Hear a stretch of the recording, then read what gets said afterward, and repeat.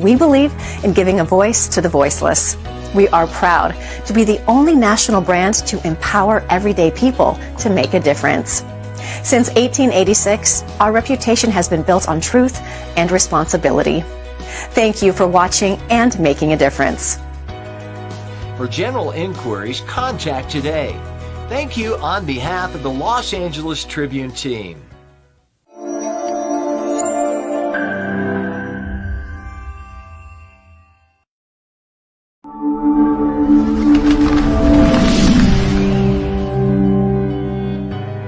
Welcome to the Los Angeles Tribune page. Here you will find original news programming, exclusive digital events, and shows that are directly from the community. At the Los Angeles Tribune, we believe in giving a voice to the voiceless. We are proud to be the only national brand to empower everyday people to make a difference. Since 1886, our reputation has been built on truth and responsibility. Thank you for watching and making a difference. For general inquiries, contact today. Thank you on behalf of the Los Angeles Tribune team.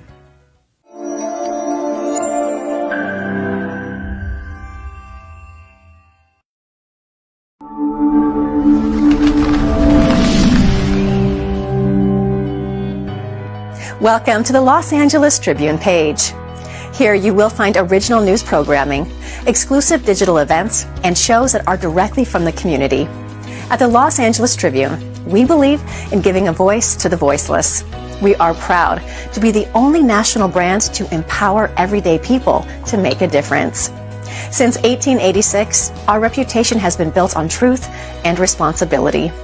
Thank you for watching and making a difference. For general inquiries, contact today. Thank you on behalf of the Los Angeles Tribune team.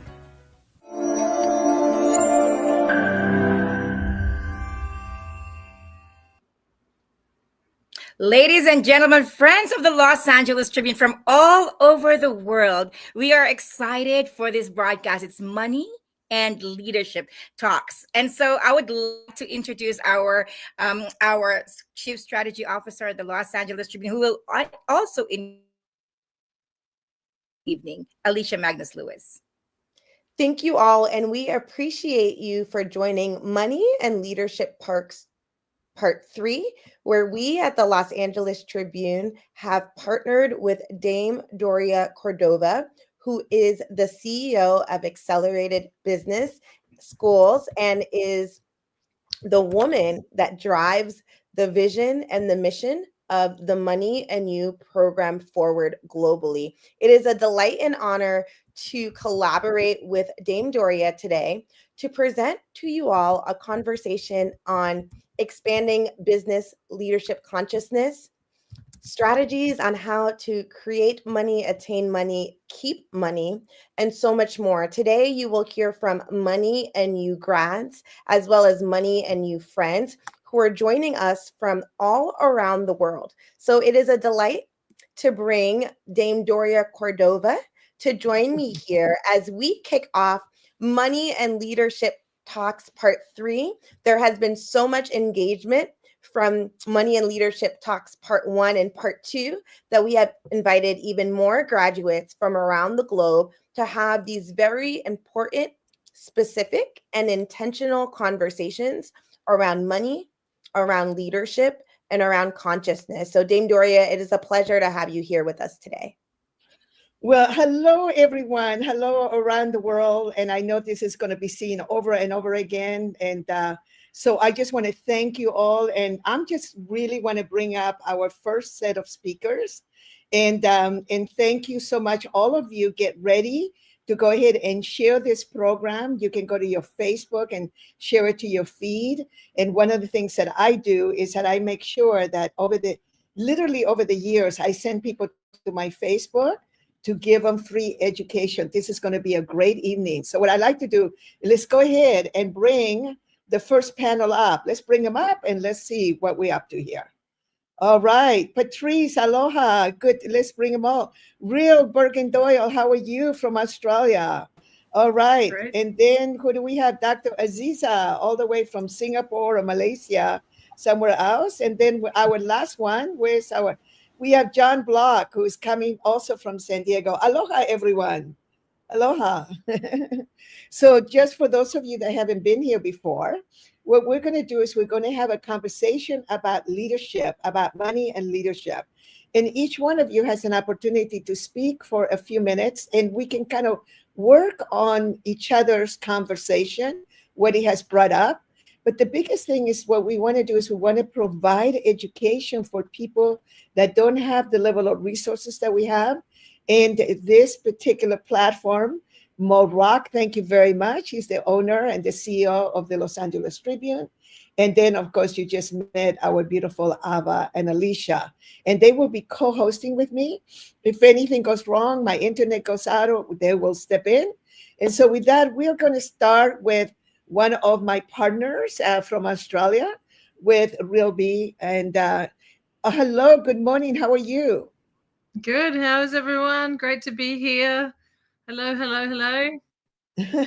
So you have had an opportunity to be a leader for many years. So if you can just do like a 30-second introduction, and then just give us a few minutes, not too long. Everybody has to time themselves because I want to go around a couple of times, and let us know your experience about leadership and money. Go ahead. Hi, everyone. My name's Real Bergen-Doyle, as Doria said, and I have been growing my own or other people's businesses now for 33 years, including doing Money in You at 22 years old, and 6 months later starting my first business with $1,100 to my name, using the principles I learned at that program to grow that very, very successfully in a very short space of time, to being the CEO of a $100 million company, leading 200 people, and many more things in between. So for me, leadership is the source of everything. Staying above the line, as we talk about at Money in You, is a key part of that leadership in every arena, including our finances and our money. And I think that something that people miss is that you have to lead your financial life. You have to lead your relationship with money, not the other way around. And put yourself in environments where you're going to learn everything you could possibly need to learn, or as much as you possibly can, about your relationship with money, your relationship to yourself, which often is reflected in your relationship with money, how you're currently leading your life and therefore your money, and how you're leading your businesses to add more value, generate more value, and generate more wealth for yourself. So I guess top line, it's really, for me, one of the quotes I'm probably most known for saying is, your business is a reflection of you. And on one hand, that's really difficult if the business isn't going so well. It's very annoying to think it's us, but really it's completely powerful, right? Because if it is a reflection of us, is there anything we can't fix or change? No, absolutely everything is up for grabs and anything can be transformed. So your business is a reflection of you. And then I'll say to people, your business is a reflection of you, your team is a reflection of you, your bank account, your relationships, all a reflection of you, and specifically your leadership. And if we look at it, in my experience, I first noticed this when I first started working with other people in their businesses when I was 21. And typically if the business owner was disheveled, the business would be what?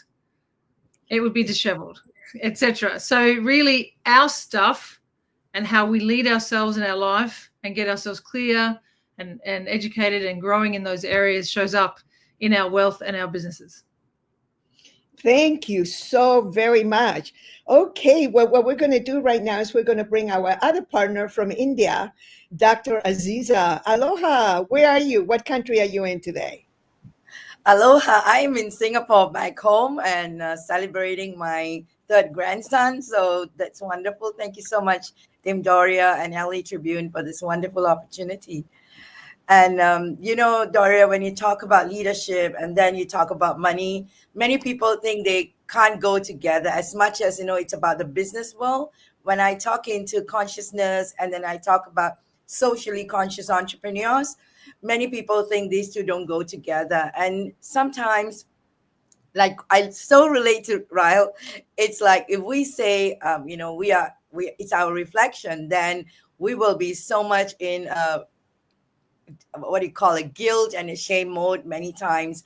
And as we say in Money and You, we talk about a lot into the space of, for things to change, first I must change. And the reflection of whatever that's going on for us, it boils back down to our own clarity when it comes to leadership, and holding that leadership space for the last 20 over years, thanks to the Money and You program. I attended it in 2002 in Singapore in the Chinese version, and it was such a game changer for me in my life and my community. When I say my community, my Singaporean community made up of Chinese, Malays, and Indians. It was really a powerful shift for the way that I think about entrepreneurship, the way I think about or feel about leadership, and definitely the most important topic that goes around, that makes people go around, money, right? So this is really a powerful journey. Fast forward right now, I hold the space for pioneering conscious capitalism from Asia. Our organization, Shine Go Global, is really an impact investing community that's focused on uplifting travel, tourism, hospitality industry in this region and in going global. So I look forward to really having a powerful journey together with everyone and conversation with everyone today. Thank you so very much.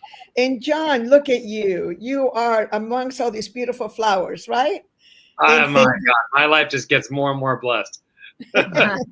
So now we're bringing to you, John, I know that you are already very global and you're very international, but we're bringing to you now the world, Asia Pacific, and I'm so glad that you chose this particular slot here. So from your point of view, and you're married to a beautiful Indian woman. And so from your point of view, what would you say about, what would you share from the bottom of your heart about leadership and money? For me, being a student first is everything. And that's something I really look to you, Doria, because I know we were at the Magnify Your Wealth event recently, and there you were, front row, asking questions. And I look to that as like, that directly informs the impact we have in this world and who we become as leaders, and the money we make is our commitment to learning, to growing, the humility. I think this is when people really lose it. And then in academia, for instance, someone might be in this authority role versus an entrepreneurship. We have to be learning and evolving, or else our business will die. So I love that responsibility to be learning and evolving. I love looking to other cultures. So our company, Abundant Tribe Leaders, we create tribes in the world, tribes of entrepreneurs and investors who are all mission driven. And as we train the ATLs, the Abundant Tribe Leaders, it's to have a really strong, congruent relationship with their why. And that's when they show up fully as a leader to raise consciousness. This is the highest value you can provide people. So of course you must be generously or well compensated for it, I'll say. And that is something to really align with, like that which provides the most value ought to be the best compensated for. And it's a simple principle, yet one that is been mismanaged, you could say, up until now in human history by and large. So we are really committed to resetting that. And the ones who really are the light warriors, provide the most value, are committed to creating tribes, be the ones who are really well compensated because they're making the big, big difference. I also love looking at other cultures. So I'm Chinese on my mother's side, Jewish on my father's side, and Monsi being Indian. That's part of my student first, is like looking at what works about these different cultures. America is blessed to be the melting pot, of course, and there's so many different cultures around us. And I have especially strong connection with these cultures, and there's so much I've taken from those. Well, thank you so much. And this is so exciting because John and Dr. Mansi, who's going to be on the next segment, they're coming to Money and You. And the one in San Diego, Rilby, I hope you're going to be coming out there and doing some presenting. All right. Let's hope that you can get on that flight. Yes. And now I want to bring a new friend. And Patrice, oh my goodness, she is a total rock star too. So young and such a beautiful mind. And I just really wanted for Patrice to, and she's working on also coming to Money and You in June in San Diego, June 4th to 7th. And one of the things that Patrice just totally blew my mind when she was talking about not only business credit, but also she is only in her mid 30s. But I can just imagine where she's going to be 40 years from now when she's my age. You know, this is a total rock star. This is the next Tony Robbins of financial literacy. And what say you, Patrice, about money and leadership? Go ahead. Yes. Thank you very much for that strong introduction. I appreciate you very, very much. And thank you for having me. I love the fact that with the panels that we have so far, everybody's from a different place. Like I'm originally from Trinidad, so we have a diverse group of ladies and men on the panel. But I'll say for me, around money, the biggest thing for me was to hiring the right people, right? Like the right EA team or the CPA team to be able to help you to manage your money, to be able to protect the money, even with, you know, holding companies and putting together trust, which what a lot of people don't realize. So that was my biggest thing for money, because sometimes when you don't have that financial education in the beginning, but you learn it later on, you want to make sure that you put the proper people in place to be able to help you to, you know, get your finance to where it needs to and take it to a whole nother level. On the leadership side, I would say community. So like my community is super big, super strong.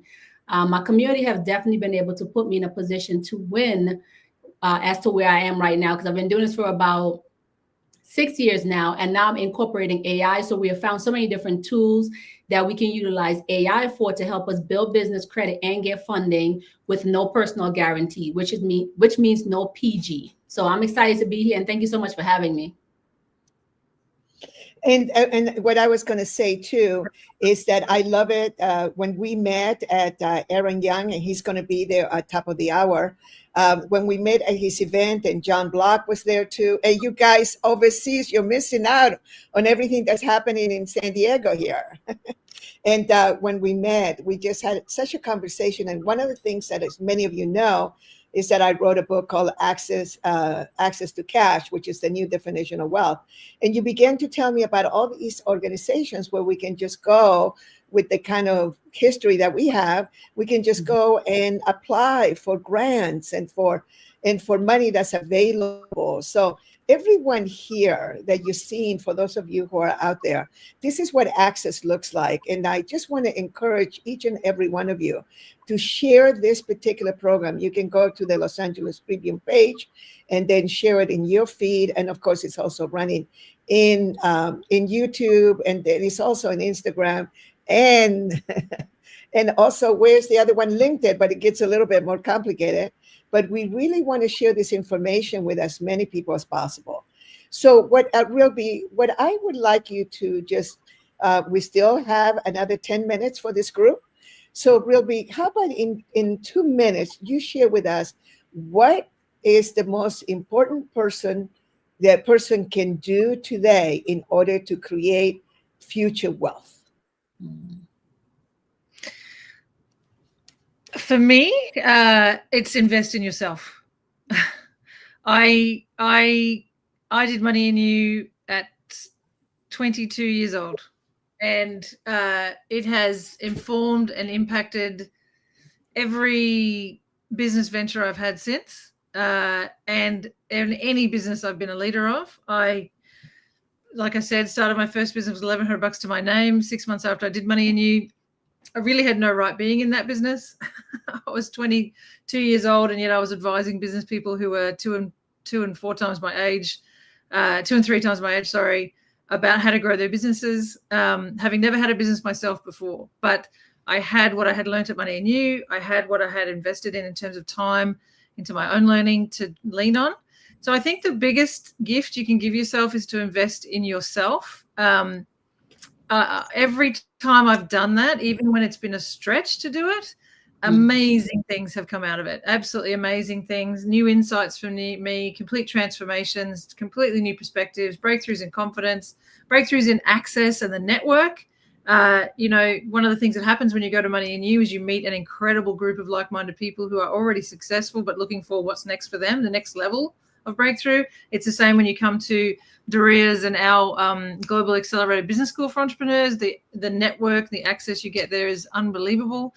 So to me, the first and fastest and easiest and most impactful answer is to invest in yourself. So those of you who are going to Money in You in San Diego in early June, congrats. I'm so excited for you. It is a life-changing, best possible investment you can make. We have our Money and You happening next week here in Australia on the Gold Coast, which is going to be so fantastic. We have about 162 people coming, so it's going to be awesome.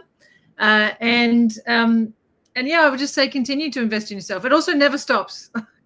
Lifelong learning. Look at Daria. Daria goes to events all the time. Like John said, she's putting her hand up at things, asking questions and so on. Investing in yourself over and over and over again as part of your ongoing journey, because where you are a year from now will be very different to where you are today, and 5 years from now different again. So you'll get different things. People come back to Money and You years after they've done it and go, was that in my Money and You? Yes, that point was in your Money and You. It just wasn't relevant to you at that time, right? Now you can see it in a whole different way. So invest in yourself and lifelong learning, I would say. Thank you so very much. So now, one last thing is get clear on strategy. Most people think working hard, hoping, praying is a strategy. It's not. What is your plan? Thank you. And that is your expertise, right? So Aziza, in just a couple of minutes. And by the way, if I can ask everybody who is in Facebook and in the other platforms, please make comments. People get to know you. Just start, and when you are leaving the stage, make sure that you also go to the to Facebook and get to know people. I have met the most fascinating people. Sometimes I spend 7 days in the summit writing with everyone and making comments about everything that is being said. That's another way of networking. All right, so Aziza, what say you about this? How do we create leverage? How do we create wealth? Well, I would say that what Real said is like the fundamental, as we say in our instructors training program, the Accelerated Business School, that the self-mastery is the foundation to everything that we do, really working on ourselves. On top of that, it's really about innovation and expanding our horizon in accessing communities, in really building a powerful relationship with people that can really hold us together. Money and You opened up new doors for me, but at the same time, it is also a very important part of me going out there and putting myself out there, showing up in events and activities that really got me connected to a whole new world of business people, wherever that you want to go into, right? So wherever that you want to go out there, and you don't want to go everywhere and be everywhere. You want to be very strategic in networking and meeting people. And so in that way, when you get access to communities and people, you will be able to learn, so that your first level of getting yourself out there becomes clearer. And then when you get access to communities globally, you really can make a change, because like what Doria always says about access is also about access to people. And that has been a very powerful journey for us in Go Global, because right now our shareholders in Singapore, made up of global people, more than 10 over countries, is possible is because these are trusted partners, are willing to walk the journey, collaborate, co-create, and make new possibilities happen. And not just shareholders, but these are also people that are having their own vision, their own impacts in their lives. So building powerful relationships make a lot of difference for us, and that requires us to get into a strength of clarity of where we want to go and how we want to build our lives. So I hope that gets to a more dynamic as well. Yes, I love to talk about more of that. Thank you. John, you're on. How do we create future wealth?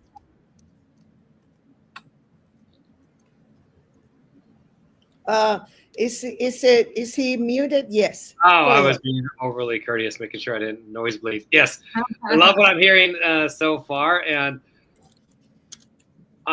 what was said about I pronounced it correctly? Real, like Jill Livener. Real. Okay. About strategy and thinking, as we say at our abundance retreats, outside the matrix. So some of you might know that The Matrix is a documentary, not a sci-fi action film. And it's one that is looking at the different structures that we've been led to believe are true.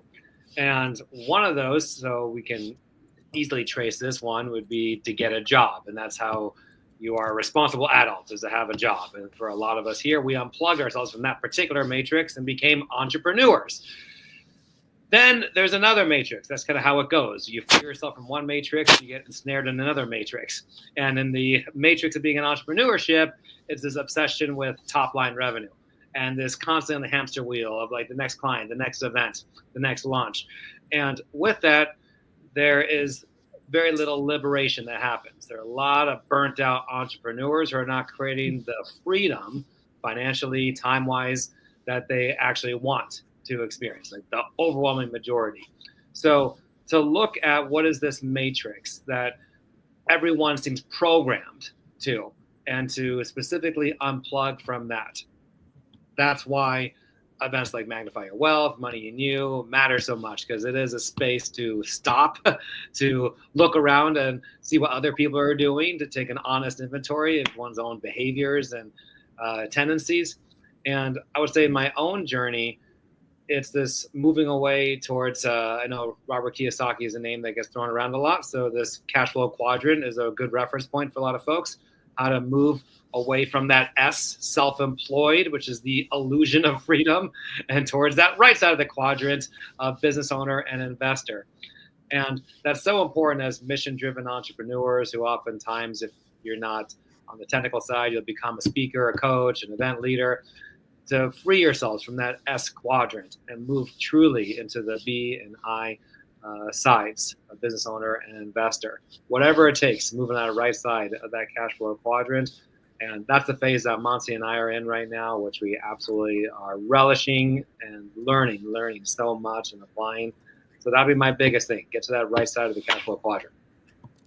So for those of you that don't know, there's a beautiful book that was written by Robert Kiyosaki and Sharon Lecter, which the original idea came from one of our business school instructors, Keith Cunningham. And then they created the book, Sharon and Robert. It's called The Cash Flow Quadrant. It's just a beautiful teaching.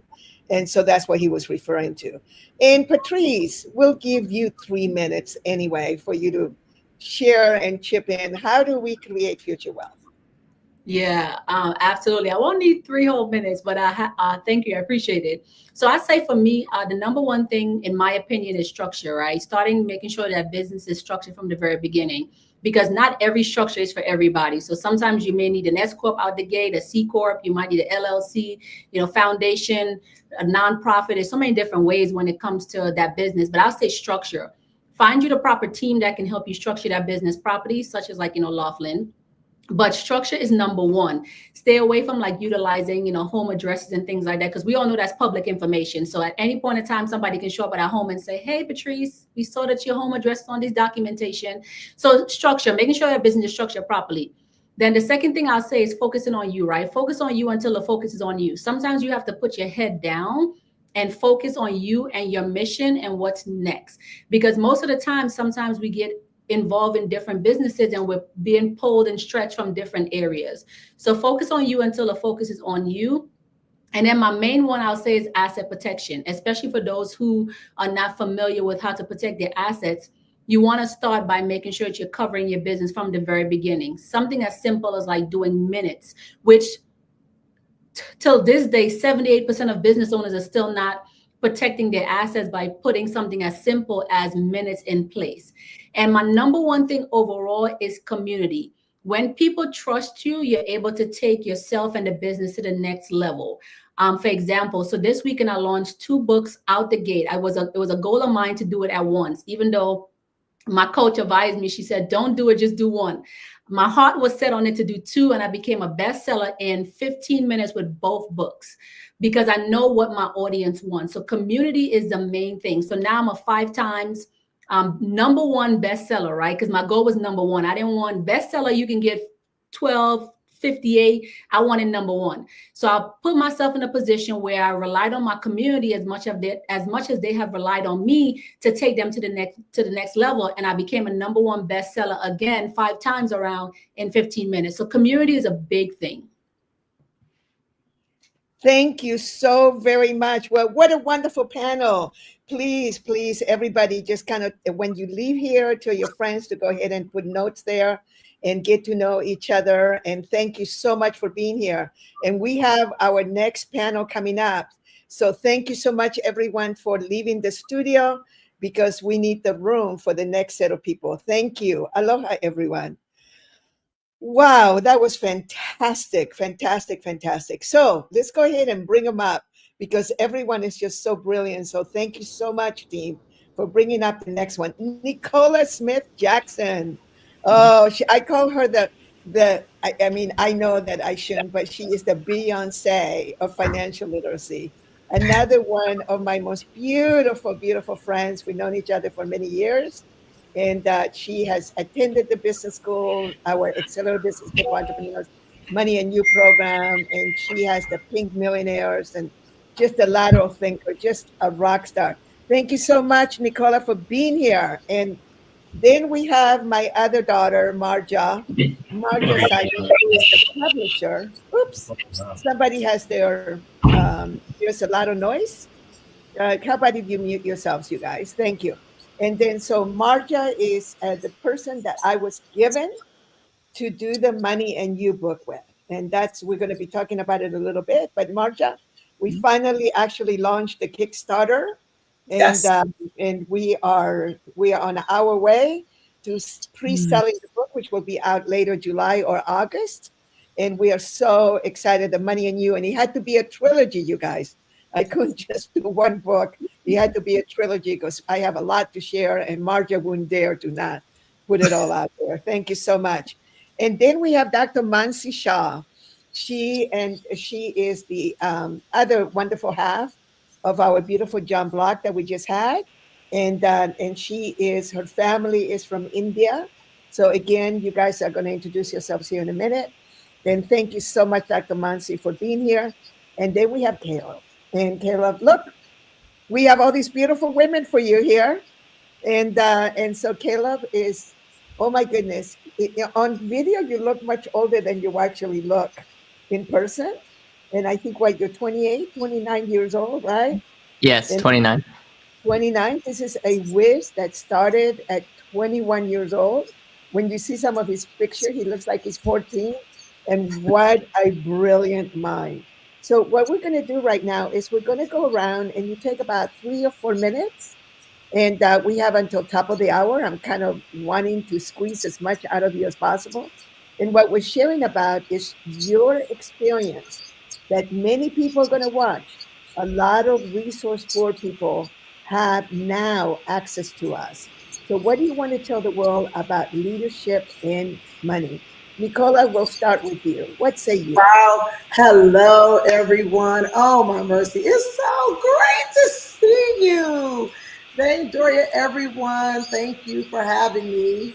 I'm long lost daughter, right? And when we're talking about money and leadership, that's what I guess eat, sleep, and breathe. You know, sometimes when you discover your purpose and you realize that you are a leader, and especially coming from a family of immigrants, my parents are from Panama and Jamaica, and, you know, they invested a whole lot to come to the land of the free, America, to make a life for our family.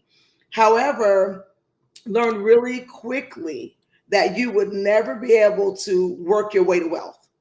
And, you know, our family worked really hard. They taught us to work really hard. I had a salon back in the day, worked 12, 14 hours a day, could never amass beyond a 6-figure income, and just did not understand the power of what we were talking about, leverage. No one really taught us about that. And I became a leader first in our own household and our family on learning how to leverage. I sought opportunities on how I can do more with less, because I'm a wife, I'm a mom, and that was always first for me. It was always about my faith, and then my family, and then money. And you try to put those things in order, but it just seems like it can't, you can't bring it together. And when I began to learn that leverage was the way that you can do more with less and still be able to lead a life where you're not a public success and a private mess, that was big for me. Especially me being a woman, a lot of times we stretch ourselves thin and we want to put on a facade like everything is okay on the outside. First leadership was what was going on the inside. And so that leadership led me to a life that I can feel very proud of. I'm just only 51 years young, and really pretty much, I would say, retired from a career, 30-year career of being in the financial literacy space. And I'm not tired. So I'm still working, helping women be able to live their life that they want to live, as well as showing people that you can have it all, whatever that means to you. So money and leadership is like, hey, if you have a lot of money, but your life is a mess, it's not leadership. And so I'm very excited to be here, and I'm very excited to be in this space in my life where now I'm helping people earn peaceful profits. Thank you. Thank you, Nicola. Woo! Thank you so much. All right, Marcia, what say you about money and leadership? And don't forget to tell them that you were a military person. You are mute. I had to mute you because there was a little noise in the background. So this is an attorney, military, publisher, another rock star. Hello, everyone. Thank you so much. I absolutely love that Money and You opened up something really special for me. I took it a couple of years ago, and I'm still getting downloads to this day of what I learned and the nuances and distinctions from that experiential learning. And one of the things that helped it was the leadership that was in that room. And so Doria brings such powerful people in that she trained and taught to train and teach us about how to develop a new relationship with money. And in that room are such beautiful relationships. And everything is about the relationships. All of the leadership, when I was in the military, it didn't matter how much you knew. It didn't matter what your rank or position was if nobody would follow you. And it wasn't about being in the position, but it was about first mastering and leading yourself. And when we can lead ourselves, then people naturally want to follow us. We don't have to convince anybody. And the money comes as a result of the relationships, of mastering yourself, of having people say, you know what, I want to follow this person who is a leader, this person who is adding massive value. All of that is part of leadership.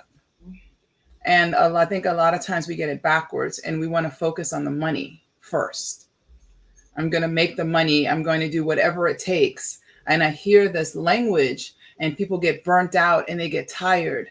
And even if they amass the wealth, they're sad and alone. And they don't understand why. Because sequencing matters. It matters that we put people first. It matters that we put our mission first. In my business in Author Writers Academy, we publish entrepreneurs. We help them to go from idea to best-selling book.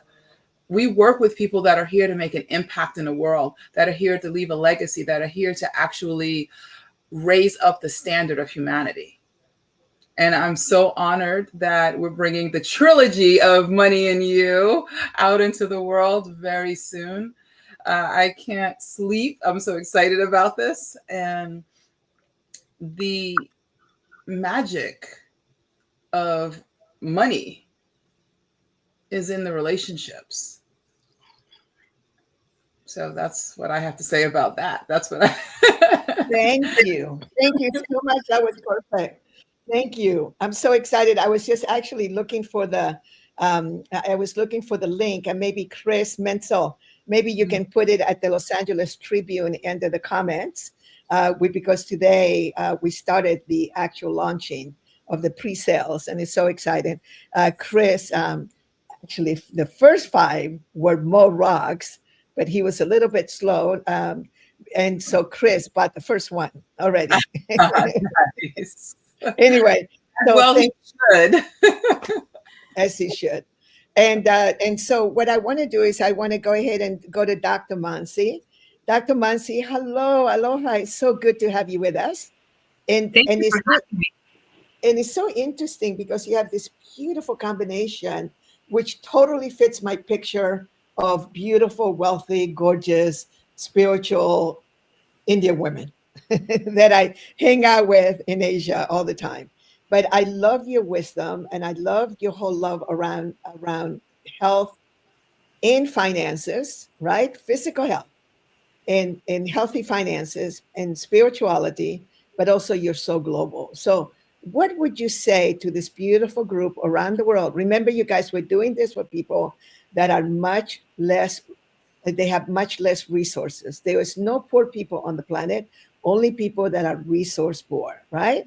So what we want to do is we want to bring this beautiful education to them. So what would you say to them, Dr. Mansi? Thank you, Doria. You are absolutely one of our loved and inspirational leader that we all look up to, and I'm so grateful. I am going live with my LinkedIn, and I have a big following there. So yes, this is global, and I'm hoping all of the other leaders are doing the same, because we really want to be a steward of money, and we are the leaders who are showing others how to create conscious wealth and bring spirituality in everything that we do. We're not different or separate from spirituality. As leaders, we are born with these soul contracts and soul, I would say, alignment that we come here with. And what I would say is, like, being a steward of money and creating conscious wealth is a privileged position to be in. And I'm so grateful to God that He has given us this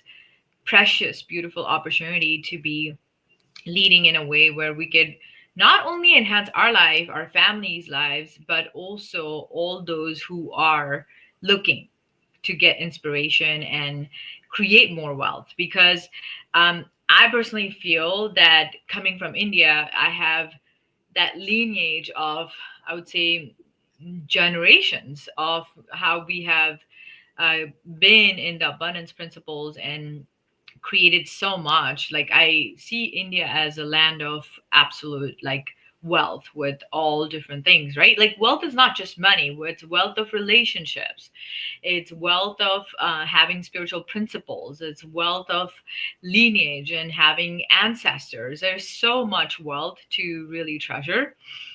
So I'm really excited. I am enrolled for Money and You for the coming up June 1. So those who are watching this and are intrigued what's coming up, I want to take my business principles and my relationship with money to next level, because honestly, self-leadership is the first leadership. Like, if you cannot self-lead, as Nicola was saying, that she is leader first in her family, right? And truly, charity begins at home. If you want to do big things for the world out there, you better show up for your family first.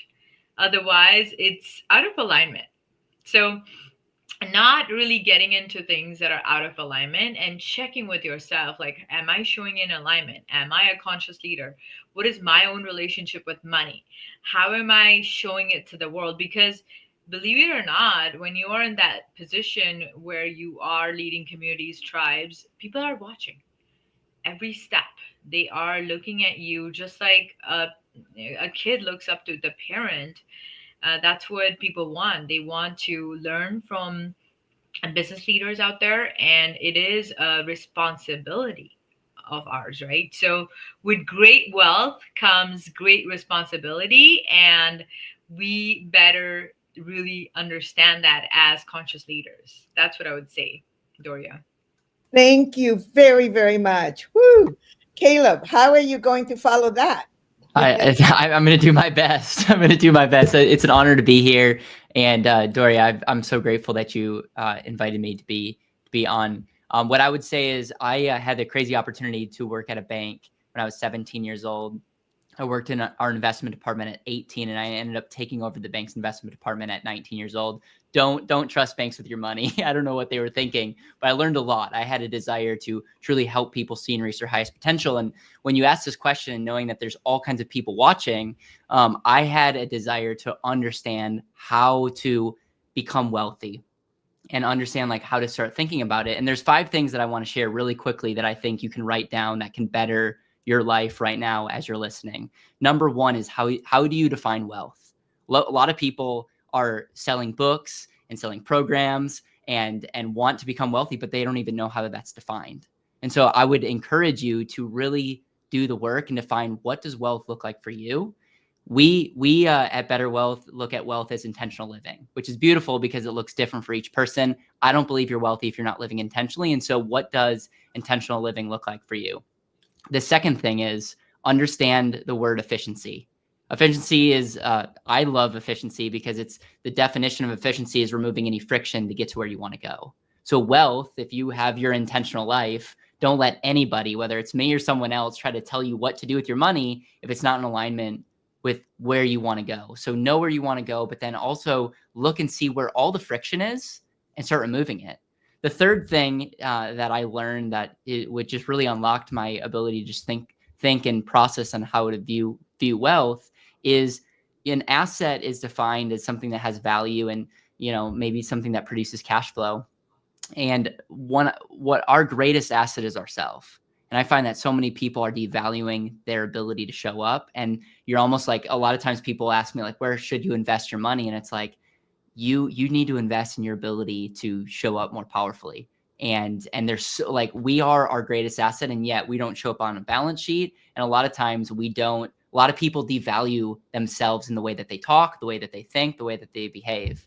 And so once you have that in place, it's all value and then leverage. So those are the last 2. It's understand what are services and products and areas that I can do that can provide value. And value is broken down into products and services that people ultimately will exchange their dollars or their currency because they value your service or product. And then when you have that, when you figure that out, how do we amplify? How do we leverage? And, leverage can be a dirty word, but it shouldn't be.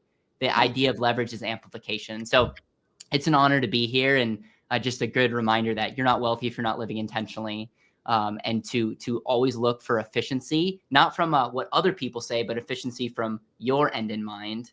Understand that you are your greatest asset. Never devalue yourself. And then always be looking where you can provide value for other people. And when you figure out that value, figure out how to amplify that. And those are the 5 things that have helped me. And I hope it helps you watching or listening at home. It's an honor to be here. And I feel like I'm in the presence of greatness. So thank you so much, Doria. You got some rock stars over here. And by the way, somebody thinks that leverage is something that is a dirty word. Not in our universe. I don't know. I mean, not in our universe. It's like one of the things that Marja will tell you is that I always wanted to start the book with the chapter on leverage. And we have gone through this whole process in the last couple of years. And then finally, when it had to be broken up with the trilogy, it was like, no, my first chapter has to be on leverage, which I actually sent to you because I was so proud of it. And that's going to be, because it's like for us, leverage. We love leverage. Everybody give somebody a high five and say, we love leverage. Woo. We love leverage. Anyway, so now we still have, and I'm going to give us a few minutes after 6 o'clock. Now we have a little bit of time here, a couple of minutes each. So we're going to go back to Nicola, and for you is what were the biggest learning experience you had? You have to say this in 2 minutes, and the biggest financial learning experience you had and how you got out of it, because we all make mistakes. Oh my mercy! I mean, when I came to Money and You, I was in a financial mistake and didn't even know it. That's the key, right? You're in a mistake and didn't know it. I love to tell the story about when I came to Money and You. I had already earned my first 7 figures. I'd already earned $1 million in cash in a year at my business at that time, and we had to do a our intake, and we had to really lay out like, hey, your assets versus your liabilities. And then I went down to my net worth. And I had earned $1 million in that year. And then in my bank account was only over $100,000. And I sat there. I'm getting chills when I think about it. I sat there, even though my family, I was the, people would think, oh, success. And I felt like such a failure. And I had never felt like that in my life. I mean, even before, I've never had that feeling of, I messed up. See, I am one that connect the dots between the have and the have not. So I just have to speak really frankly and plain, because most people have never seen $1 million, even though they did. If you earned $25,000 in a year over 40 years, that's $1 million. You saw it, but you didn't know what to do with it. And that's where I was. But I wasn't invalidated because I was able to share that at Money and You. And I was able to share that frankly. What I love is Money and You allows you, number one, to have the courage to be who you are. You don't have to speak like anyone else on the panel. You don't have to be anyone other than who you are. And that's how I created wealth, based off of who I am, being authentically who I am. And so when I realized I was at $100,000, but I earned $1 million, I was like, wow, I squandered off. I was not a good steward. It was $900,000. What happened?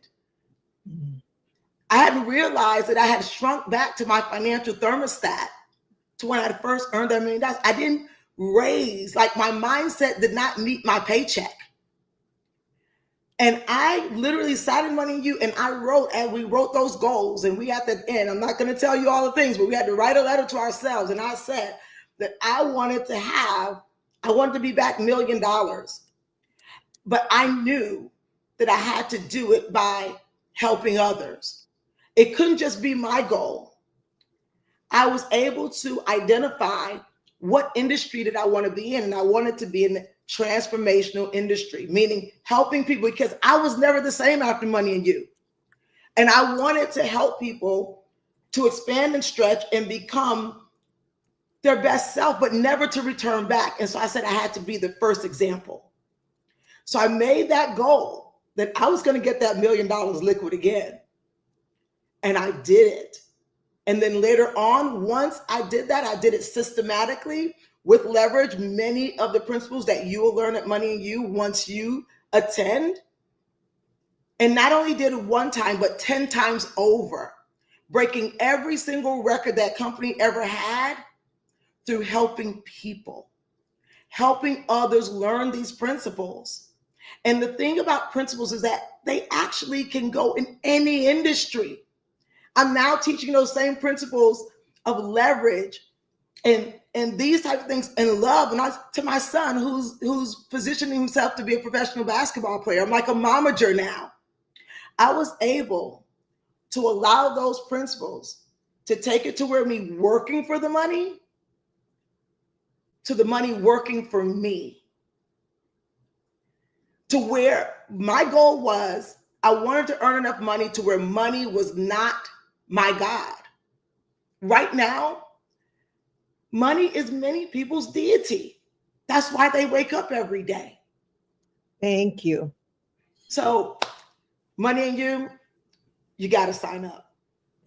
Thank you. These are my fans, you guys. And these are some very worthy fans. So, Marja, in a couple of minutes, what say you?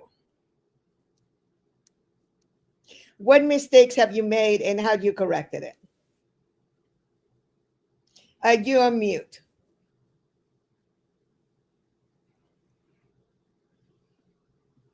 There you go. Is it me? Can you hear? Can you hear her? I tell you what, we'll go ahead and we'll go to Dr. Mansi and let's see if we can figure it out. You are on mute. There you go. Go ahead. All right. Yeah. So first of all, I'm still making mistakes, quite honestly. And one of the things I love about you, Doria, is that you are so transparent with your continued journey of learning and growth. With your lifetime of experience, it's inspirational for me when you say, oh my God, I just learned that. Oh, I messed that up and I'm going to correct that and fix it. And it gives me such hope, because I think we get in our heads thinking that, oh, at this age or at this stage or at this position, I should have it all together. I should have it all figured out. I shouldn't be making mistakes. And this pattern of shoulding all over ourselves, where we want to actually have some compassion with ourselves and realize this is an ongoing lifetime journey of learning and then leveling up, and then learning and then leveling up. One of the many, many mistakes that I made in the past was not protecting the seed investment. And you have the eggs and then you go and eat the chicken. And then there's no more eggs. And so I think one of the shifts in my mindset is learning how to protect the golden goose and so that you continue to have the gold. And that is, you take that and you leverage that and you build more, and you can contribute and you can grow communities and you can make a difference. But I know I grew up in poverty where we were literally counting pennies sometimes to eat and finding coins and things like that. And that old mindset and those old habits creep back in, where you literally take everything you have and you eat it and you use it. And now on the wealth side, protecting the core asset and learning the difference between using what comes out of that versus using the core. I think that is the biggest shift that I'm making in mindset and in action. Thank you. Thank you so much. Okay, Dr. Mansi, what say you? Same question.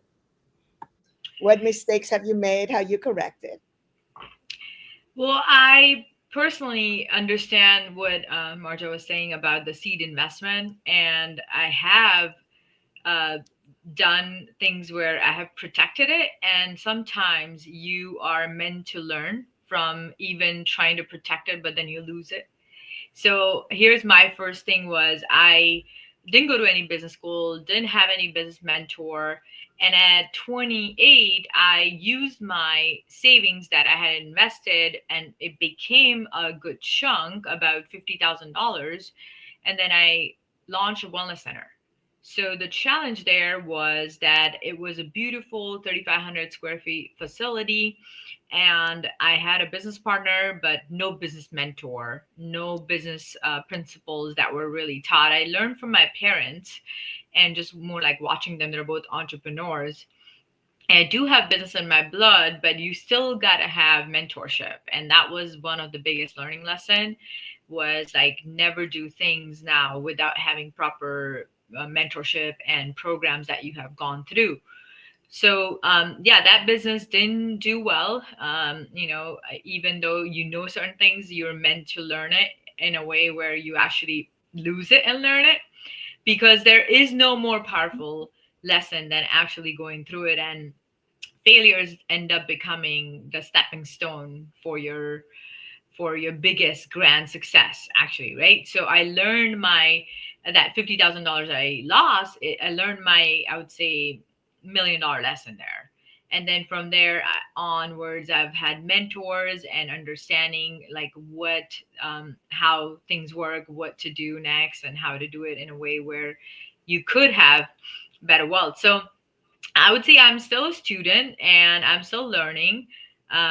We are in an era where a lot of people, again, how Nicola said, they have put the wrong God on their altar, called money, and people are just doing harm to other people in the name of trying to do good. We're showing something, we're doing something. So all of that led me to understanding more on evaluating your trust and core values with anyone that you're going to go in partnership with.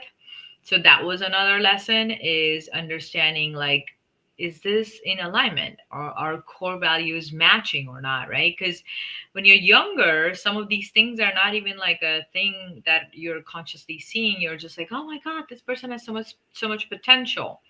We work off of potential, but that does not always mean commitment, or it does not always mean that it is going to Thank you. get, yeah. So these are Thank some you of the so things much. that I would keep in mind. Thank you. Thank you so much. And Caleb, you get the last 3 minutes. We're jumping into the next hour. But what I wanted to do was I'm asking whether I can have all of you here. But Caleb, you finish up first. What say you about this? Mistakes. How do we correct? What has happened?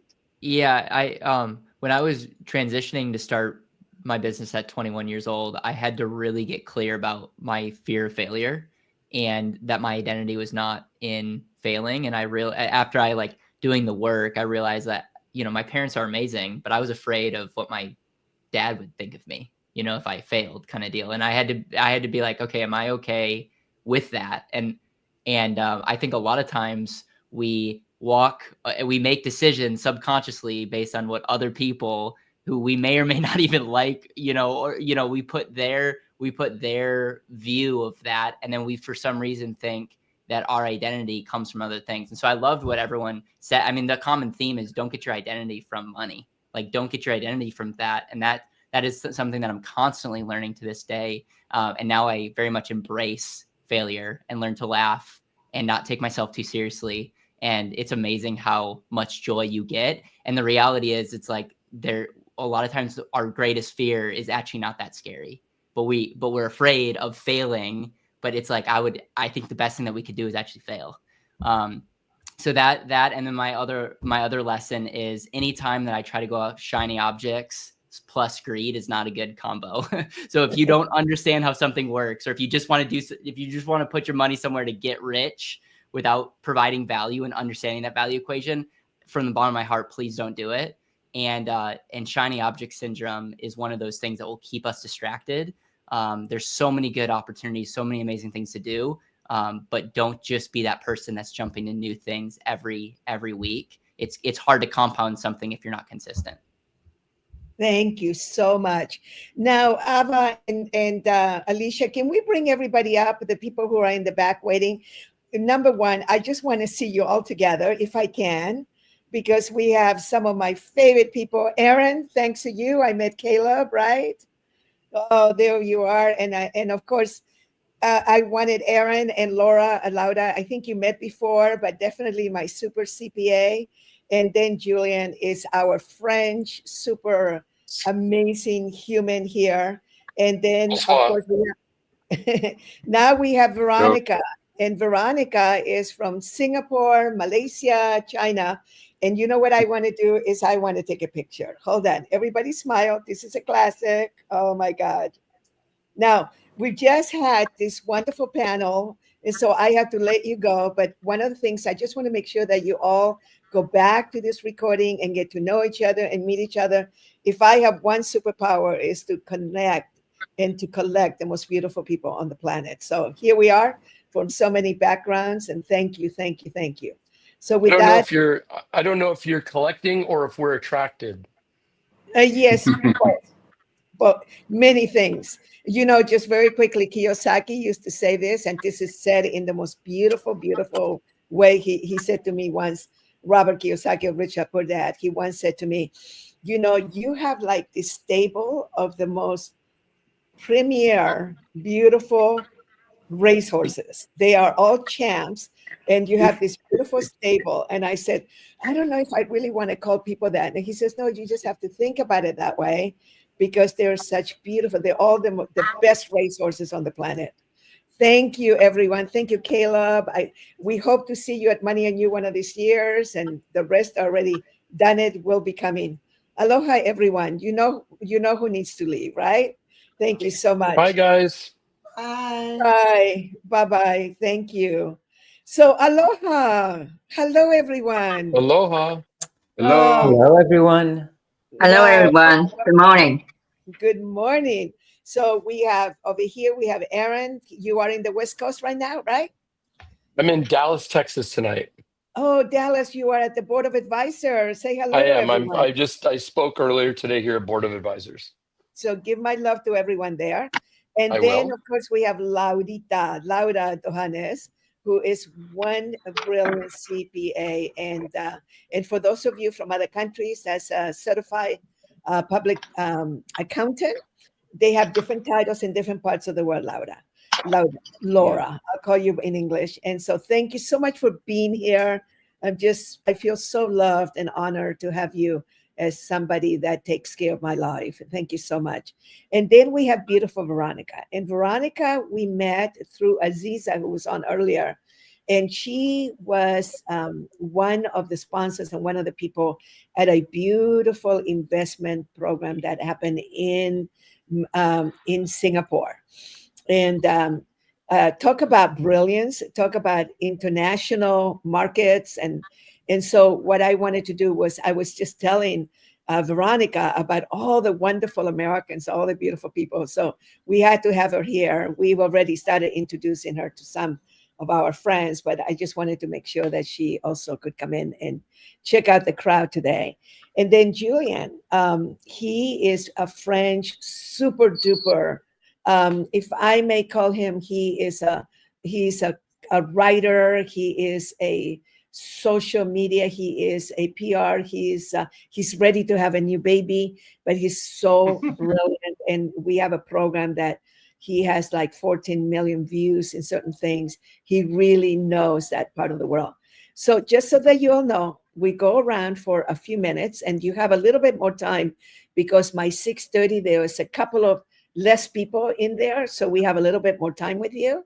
And so what I want to do is I want to go ahead and get started.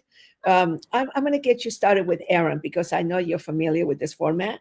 And so what is leadership and money to you? And take about 4 minutes or something like that. And then we're going to come back for a second question. So what is...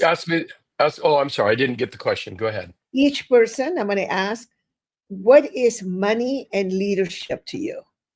And this is going to audiences that they may not have the level of success that people have on these stages, right? And so we want to educate the masses. One of the things about the Los Angeles Tribune, not only do they bring good news, not only do they bring amazing masters to teach, but our alignment with Mo Rock and Ava and beautiful Alicia, for all of us, our thing is about educating the world and eradicating poverty, eradicating hunger, eradicating problems in the world. And education. First is energy, electricity, energy. And second is education. So that's what we're doing. We're educating the masses. So Aaron, we're not just talking to people that have a lot of money, but we're talking to people that are on the way to be able to survive, right? So take about 4 or 5 minutes. And what is leadership and money to you? Well, thank you for inviting me, and thank you for the opportunity to comment on this. Well, first of all, money is only a tool to do something, right? Money is just a tool.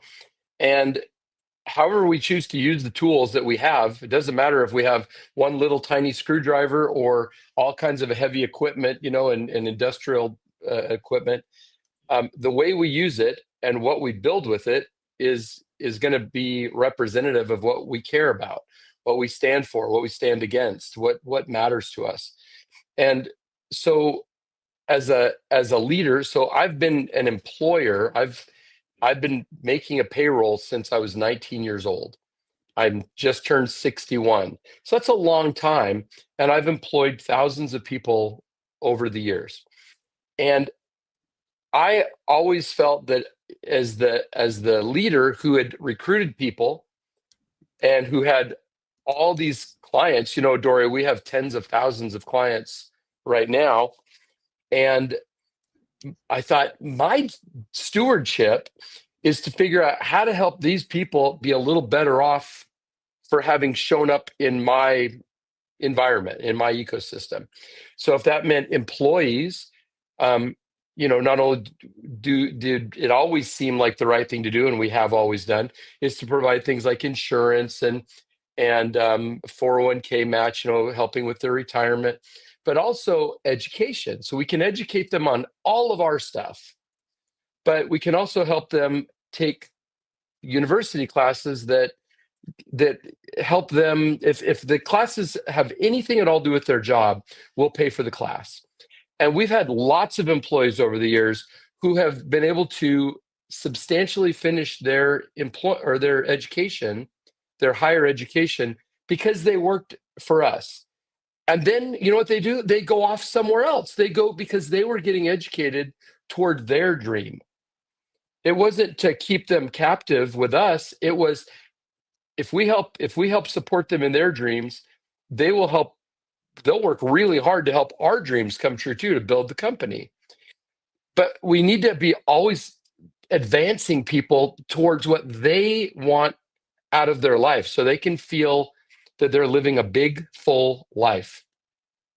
And it doesn't really matter if they're a super high paid, person in a first world country, or if they're comparably low paid in a third world country. The issue is everybody has dreams. And as leaders, we need to help people figure out a path to get to their dream. And I'll give you an example. Actually, I put it on underneath my computer because I'm sitting in a hotel room. I teach a course that's called Unshackled. And we've had companies, public companies, private companies, thousands of employees, big companies go through the program. I'm working with Amazon Corporation right now and training their management teams. But one of my students is in Romania, and we took his tech business from $1.5 million to almost $50 million. And that was great. But he came back to me and said, Aaron, your course is too expensive for most business owners in Eastern Europe. And he said an engineer makes between $500 and $1,000 US a month. They can't afford to learn what you've learned. And so the decision then was made, let's write a book. Let's give them $7,500 in a $20 package. So the public companies, the big companies, Amazon, they're getting me training them, but the entire thing unrestricted is in a book. So anybody that can put $20 together can buy the book. It would be really selfish to keep all the good formulas that we learn in business and just keep them to where we can only squeeze every last nickel out of somebody. Much more important to spread that energy out and let people learn. And if I give them tax information and they're not in the United States, it's not very useful. But if I show them how to start and grow a company in any way, shape, or form, they have a chance of becoming successful. So my attitude has always been, if we pour into the people, whether they're our employees, they're our clients, or just the people we run into in life, just like we're doing tonight, if we just pour in without any expectation of some big return, the return always comes back anyway. You can call it nature or karma or whatever, but the reality is, if we do the right thing, we'll always find ourselves in good positions. And so that's what for me, leadership and money has to do with. If you know something that's useful to others, do all you can to spread the wealth, even if it's financial wealth, if it's educational wealth, if it's contacts. Do what you can to help people have a shot, because it's not always easy to get into these rooms, Doria. It's not always easy to get onto your stage.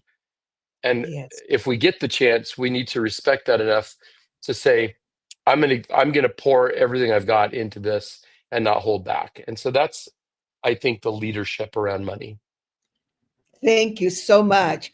And just to show Veronica a little bit more, we're going to have Laura go next, just so that because this is her first time with the Los Angeles Tribune, and we are bringing her into the North American community. And even though she hangs out in New York at NASCAR and with all the big people over there, we still like to show her how we do things at the Los Angeles Tribune. And then what we're going to do we're going to go until around 6:40. And then at that time, we'll be bringing my beloved at 6:30 in. And then 6:40 or so, and then I wanted for Ava and Alicia, who are also Money and You graduates, I wanted them to also come in and share. But so, Laura, what would you say? How would you piggyback on what has been said about money and leadership? And you can just share whatever you like for the next 5 minutes in regards to your expertise. Thank you. Yeah, well, thank you so much, Doria. It's always a pleasure to see you. And it's so amazing how every time, you hear somebody else's perspective, you have something to learn.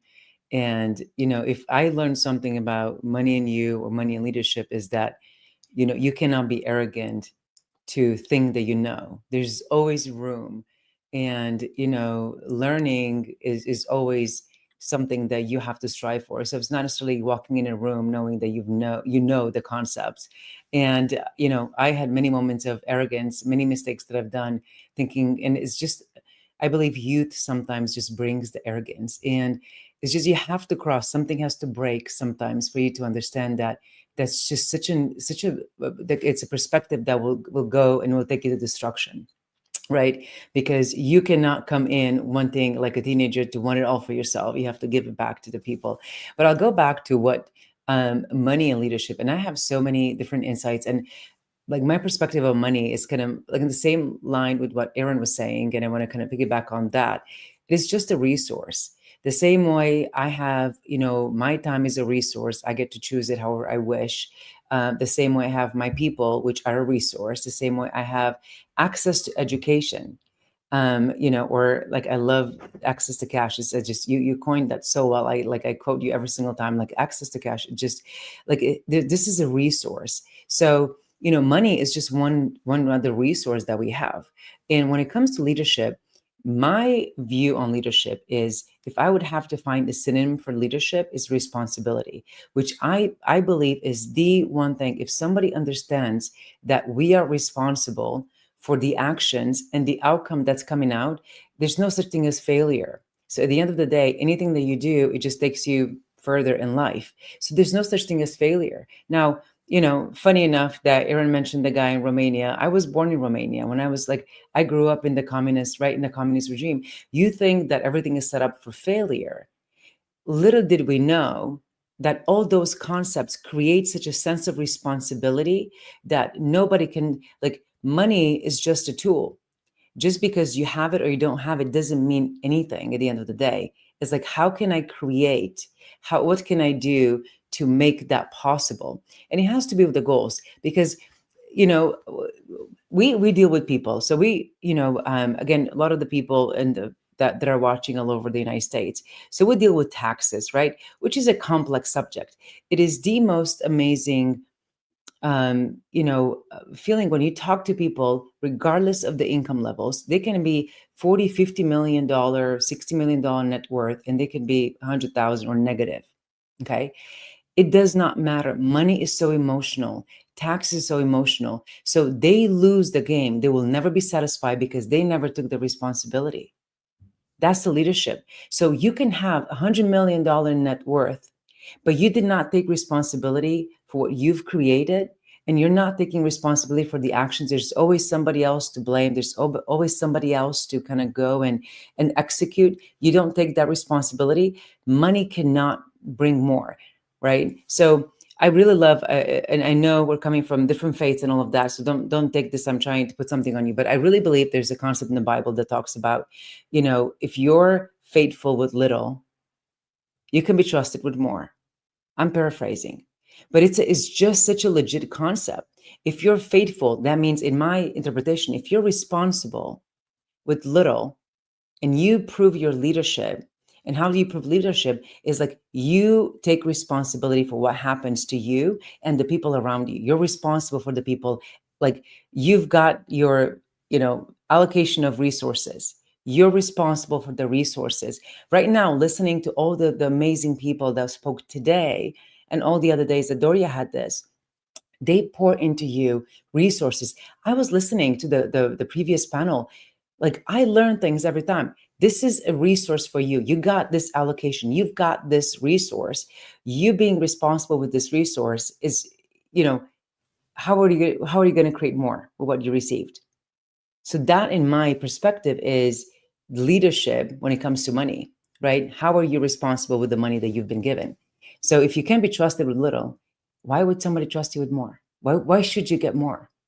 Why should you run 100, people or 100, 1,000 people company when you can't run yourself and you're in debt?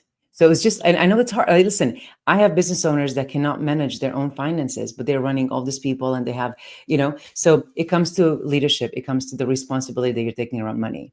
So I know probably I'm on time, but, and that's one thing I want to mention about Money and You. And I don't know if all of you have done Money and You. I had all this judgmental or thinking about, Money and You, like, what is it about Money and You, right? I thought it's going to be teaching you concepts about money. Like, what is really amazing about the program is that it picks you up where you are. So it doesn't matter where you are on your understanding about money and about leadership. It picks you up and you can build on it. And the leverage, I think leverage is probably my favorite principle of all of them. It is just absolutely amazing. You never can get enough. And every time you listen, you get something else because it picks you up at a different level. So, but in a nutshell, it's about responsibility around what you've been gifted and what you have access to. Thank you so much. It was so much fun having you in the room. And, and as I've shared with you before, we used to have so many accountants, thanks to Carl Haushalter, who was the head of Anderson, when it was called one of the top 8s back in the 80s in Honolulu. And he started bringing all the accountants and all his clients, and then he would get people to fly into Honolulu. And I thought, what is it about CPAs that they love Money and You so much? And then, of course, people that work with people, whether they're going to invest with them or they're working with them on their finances or even what I call their deservability, right? It was like the perfect program. It made their job so easy. So thank you so much for the validation. And you went through some of the games, which was fantastic. So with that, we're going to go to Veronica. And Veronica, it is so nice to have you with us.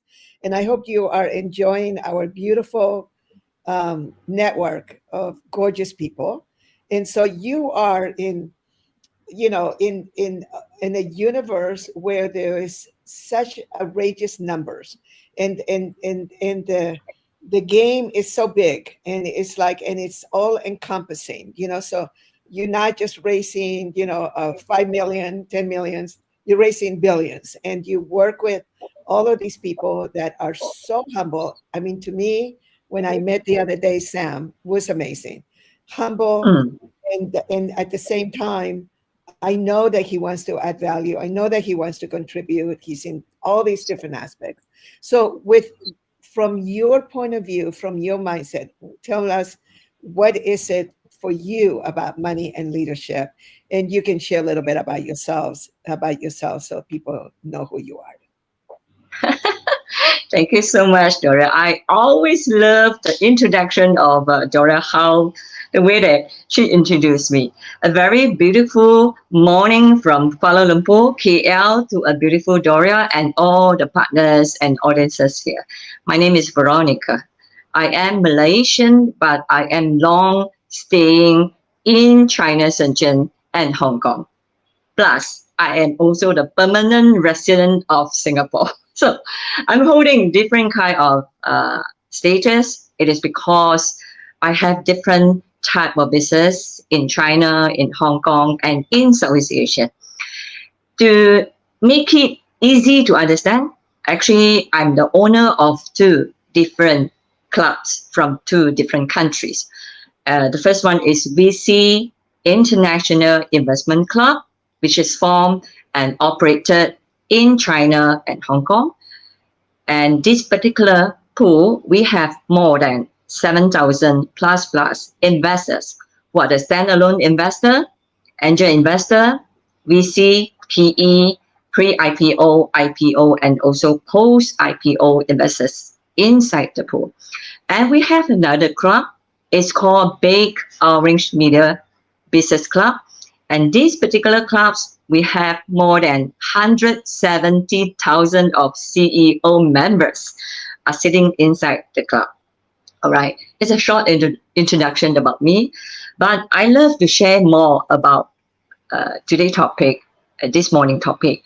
So it's about money and leadership. So I have different perception of money and leadership. Money is an amazing tool for us to able to do anything that you dream of, to help anyone that you want to help, to go to the place that you want to go, and to start any exciting journey that you want for your life. If you know how to use it and mix it perfectly with a correct human being and also external components. So for me, yes, money is an amazing tool. And along the journey that I have walked through with so many different type of business that I have, I realized that if you are good in attracting funders and money master, then you have to really think how to put in a correct tools and how to put in a correct resources to put them in together and to use them as another one tier higher tool for the journey that you want to go for. So leadership, this is a very heavy but it is a secret power tool for me, secret power word for me, if I may use my way to interpret it. For me, leader must able to see what people cannot see, to do what people cannot do, and to sacrifice what people cannot sacrifice. And the best part is to tolerate what people cannot tolerate.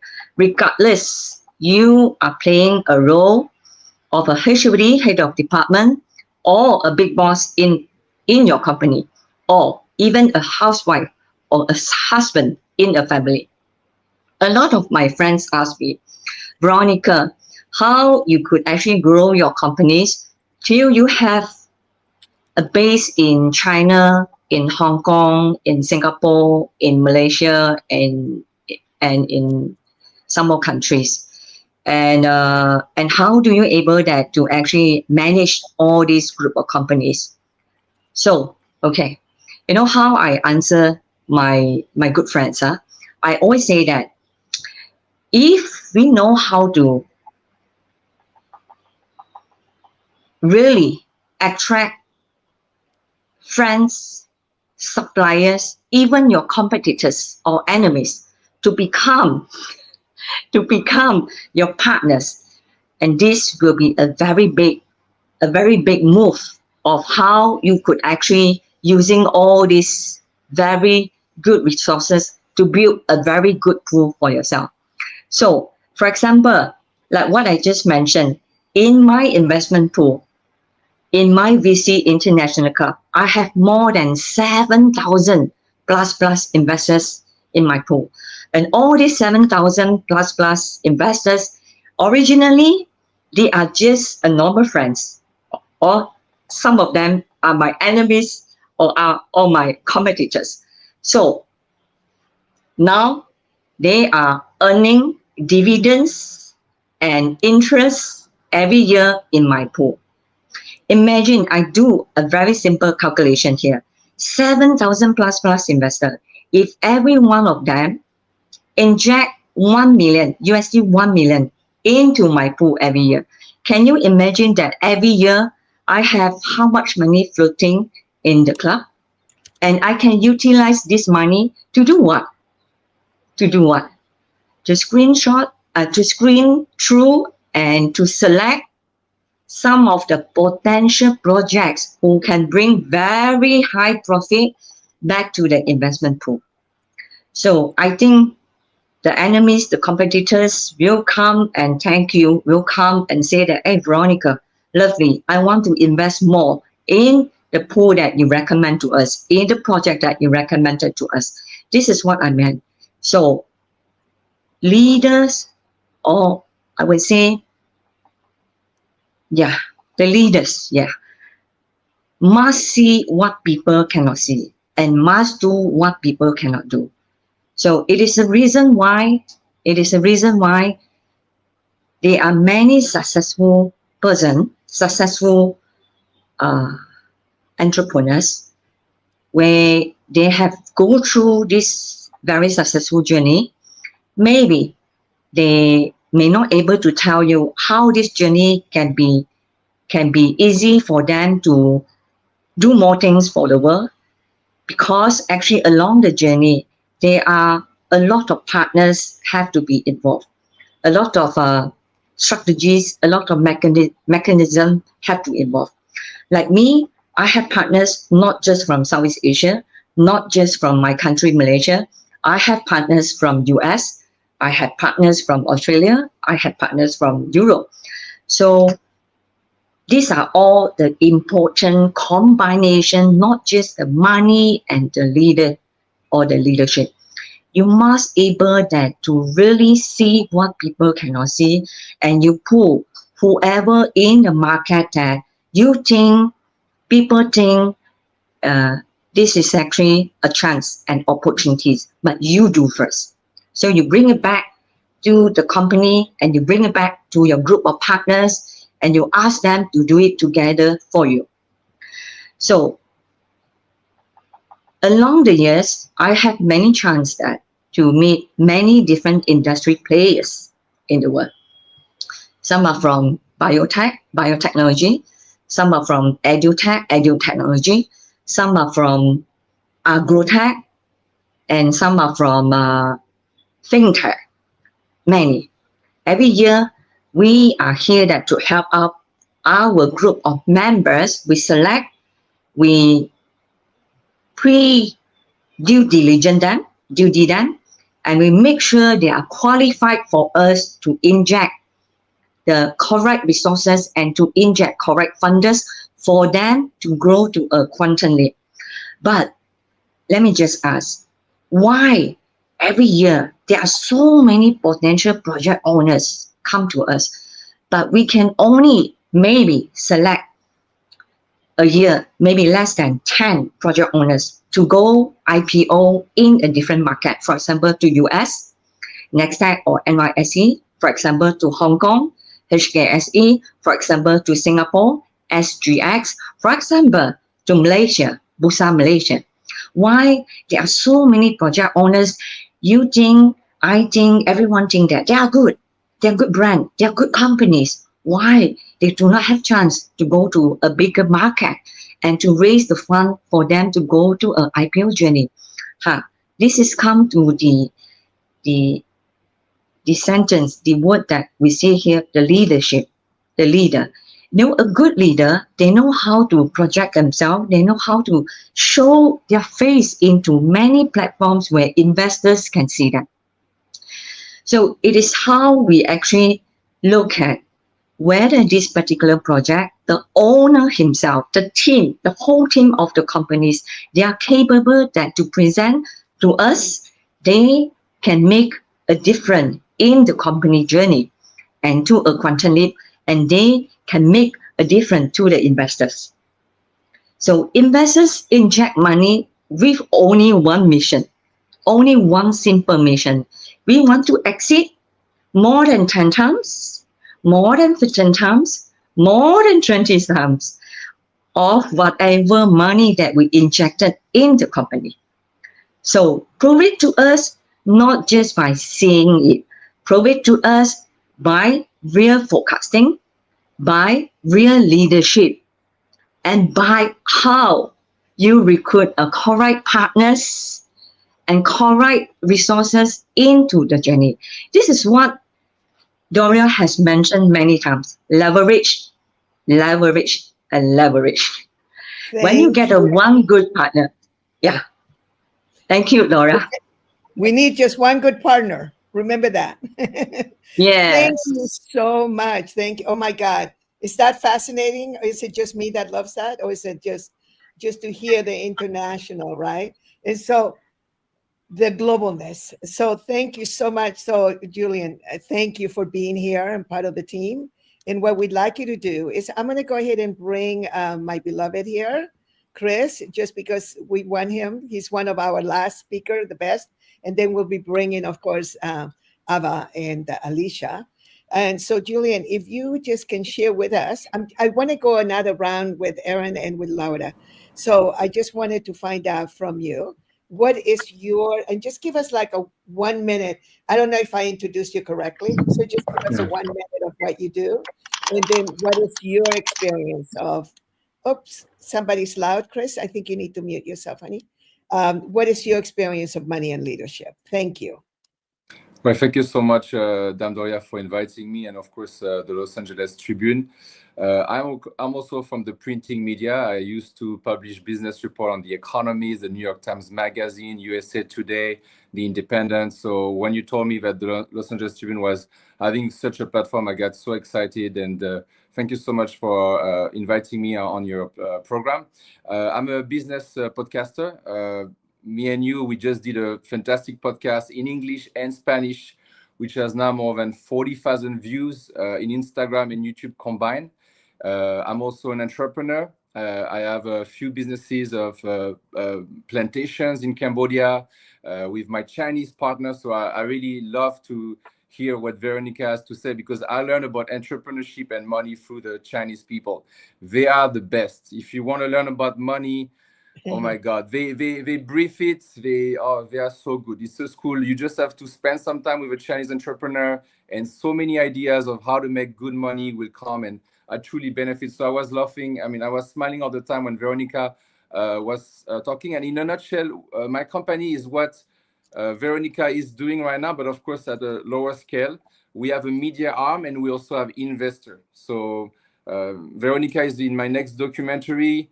We interviewed her. We also had Chris on the podcast. So I just want to acknowledge everybody, Aaron for inspiring me to give it all, and Laura to bring out the Bible, because I'm also a believer in God. So I was so happy to hear that she made that statement. So this is in a nutshell how I want to introduce myself. And about money and leadership, for me, it's all about, there's good and bad leadership.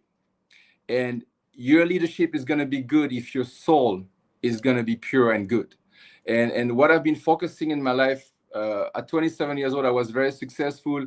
I was already selling $1 million of advertising. And I remember I was in Peru, and I was very successful, but I felt so sad deep inside. And I think when we had this podcast with Dame Doria, she had also this same feeling when she was in her 20s. And then she went to Hawaii, and then she had a spiritual awakening. It happened the same with Steve Jobs. He went to India, start meditation, and then he became the person we know for Apple. And I kind of went through the same experience. I focused on becoming very successful at a very young age, famous, successful. But then I realized deep inside I was broke. So an advice I want to give to everybody who wants to hear me is that some people who make it to the top, they can be at 40, 50, 60. If they have not worked on themselves, then all this success, all this thing is going to, go down, and they're going to feel depressed, and they're not going to know why. So what I really want to recommend in terms of true leadership, and that leadership will impact the way you use that money. And since we're addressing anyone in the world and people who have maybe small capital, you can be a true leader with $1,000. How are you going to spend that $1,000 to serve people or to do other things is going to be a sign of leadership. You can be a true leader at 10,000. It doesn't matter. Some people have $1 billion, but the question is, what are they doing with that $1 billion? Is it to elevate mankind, or is it to oppress more people? So I think it's very important to work on that and start your entrepreneurship journey by knowing yourself first, knowing your value. And something I learned from one of my mentors, he said, Julian, try to identify what are your top 3 values in life and work around that. So for example, for me, it is justice. It's so important for me. Truth, freedom, and I would add sincerity. And everything I do has to go around those 4 things.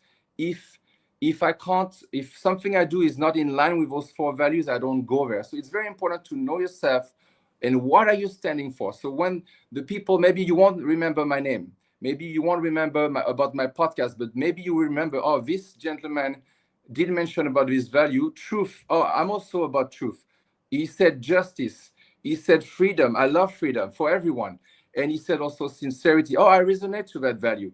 So this is how I want and this is what I would like to hear about people, like, since we're having a party after, I think it would be amazing that all of us share our 3 core values. And maybe if you haven't figured it out yet, maybe you can think about it and share with us. So then I can say, oh, if you have if truth is your top 3 value, you're definitely in my sphere of energy, and definitely you and I, we can do business together.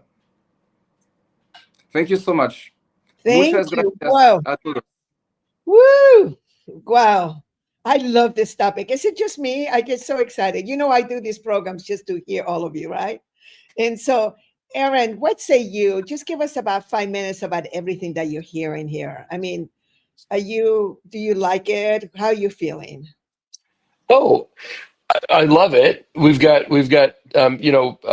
Julian was talking about core values, and for me, my core values include being trustworthy, being in integrity, and being honest. Now, those all seem kind of the same in some ways, but to be in the company of people who believe in a high level of accountability and integrity is very it's very satisfying and very gratifying to be included, to be amongst this group and those that came before. You had 2 of my dear friends on in the last panel with Caleb and Marja, and Caleb and I do a lot of business together, and we have many common clients because we trust each other. We trust each other. We know from experience that we can trust one another. And so you sleep a lot easier when you're with people who, 1, are trustworthy, 2, are competent. I'm seeing that here. And 3, who are visionary. People who know that what we're doing today isn't probably what we're going to be doing in a year. So we as leaders, we want to be figuring out, okay, this is working, but I need to be focused over here on what's over the hill. So how do I feel about it? I feel wonderful about it. I think that there's a dear friend of several of us, Jeff Hoffman, is out traveling around around the world and working with people who are in disadvantaged situations. They didn't get born into an easier path to experience the ease. I'm sitting in this beautiful Ritz-Carlton in one of their villas looking over this golf course. And I know, because I grew up with parents who had no money. We had no money. The reason I became I started learning how to make money was because my parents couldn't buy me the tennis shoes or the jeans or whatever I wanted as a 14-year-old. I had to figure it out early. And I sit here now and I go, well, this is very comfortable, but this isn't like reality. This is a pleasant diversion. I've also been in very, very challenging situations. I've crashed businesses into the ground over my 42 years. There's many stories I could tell you that are we don't have enough time to give them context, so I won't go into them now. But I will say this: there is no. The thing I love about Buddhism is that there's a Zen, which the idea of Zen, of being unemotional about looking at the circumstances and not saying, oh, having a lot of money is good and having little money is bad. Well, maybe we have a lot of money and we get ourselves into a lot of trouble. Maybe not having a lot of money protects us from some of our own worst vices. But understanding what you teach, Doria, what the program teaches about having a conscious understanding that this money thing is going to be an amplifier, a magnifier of whatever our tendencies are. If we're generous, we'll be more generous. If we're stingy, we'll be more stingy. If we're mean, we'll be able to leverage our anger and our spite against people. If we're kind, we'll find ways of lifting people up. Money is simply a mechanism to demonstrate our true self. And so when you ask me how do I like it, I like it a lot because what you're teaching here, and what I've always appreciated about you, Doria, is that you lead with your heart, and uh, the money follows. I'm thinking of a hymn from when I was a kid growing up in the church that said, "Do what is right, let the consequence follow." We're going to do the right thing. Sometimes doing the right thing might get us temporarily in a bad spot, but it's going to show everybody else that watched us go through the challenge, oh, that's a person I can trust. And that doesn't, sometimes you're going to lose money on a deal because you're going to do the right thing, even if it means you're going to have to take the financial hit. And I think it was Laura who was talking, or no, it was Veronica who was talking about you got to be willing to do what other people are unwilling to do. And I love the parable of the talents, which Laura was basically quoting. You've been faithful over a few things, I'll make you master over many things. And the opportunities will always flow back to us as long as we do the right things. And that doesn't mean just be good. It also means be competent. So we have to learn. We have to put ourselves in the right positions. But we will rise up to the top if we are obviously and consistently in integrity. Thank you. Oh, you're going to love money, and you and your wife. I'm so excited you're coming. You and Me too. We are too. Veronica is going to get on a flight and come over. Yeah, she'll be with us. So it'll be wonderful. So Laudita, I don't know why I'm not calling you. I want to call you Lauda now, but Laura. I'll take it. I'll take it either way. What say you about this topic? Because you deal with it day in and day out. And I love the way the clients that you're working with, why don't you share a little bit about these people that spend their whole lives making money, and then they don't know then that they can grow it, right? And they don't know how to protect it. Maybe some people would like to hear that because that's such a niche for you. But go ahead, whatever you like to share. Yeah, I just want to kind of continue the conversation about the values, because what I find very intriguing, and it's true. It does not matter how many things are happening or what. Like if you're on a high or if you're on a low, your values will continue to sift through what you do. So what I really like about what Julian and Aaron shared is that, when you're feeling that synergy with somebody else and the partners, and you have it because of the core values. The same way, the people who get attracted to you are coming because they see some values. Who's coming as a just transaction? Many times they come and go, and that's just transaction. That's how you build the profits. That's how we build wealth. But for the partners, to go back and tie it into what Veronica said, for the partners, absolutely the values. And when you get that conversation with somebody, you can feel the values are aligned. So I just want to tackle on that a little bit, because the values are going to be there. When you have, tremendous losses, we have to do layoffs. And when you have profits and you're trying to escape not paying any tax, right? So it's both ways of the spectrum. But it's really what I love the most about these, especially the free topics and the panel conversations, is just because it's so raw and real. And there's always an opportunity to see another angle, right? And another perspective, which is like, I am probably, my drive is for learning and just seeing new angles on life and about money, about growth, about how do you leverage what you have to the next level. So leverage is probably what I'm looking for. And, it's very interesting. And I love what Veronica shared about the investors, and Julian mentioned the same thing about the investors. We have two mindsets that we find in people, and we have investors, and we have business owners or builders, is what I call them. And it's so interesting. You have a conversation with a person. It does not matter if the person is an employee. It does not matter what they do.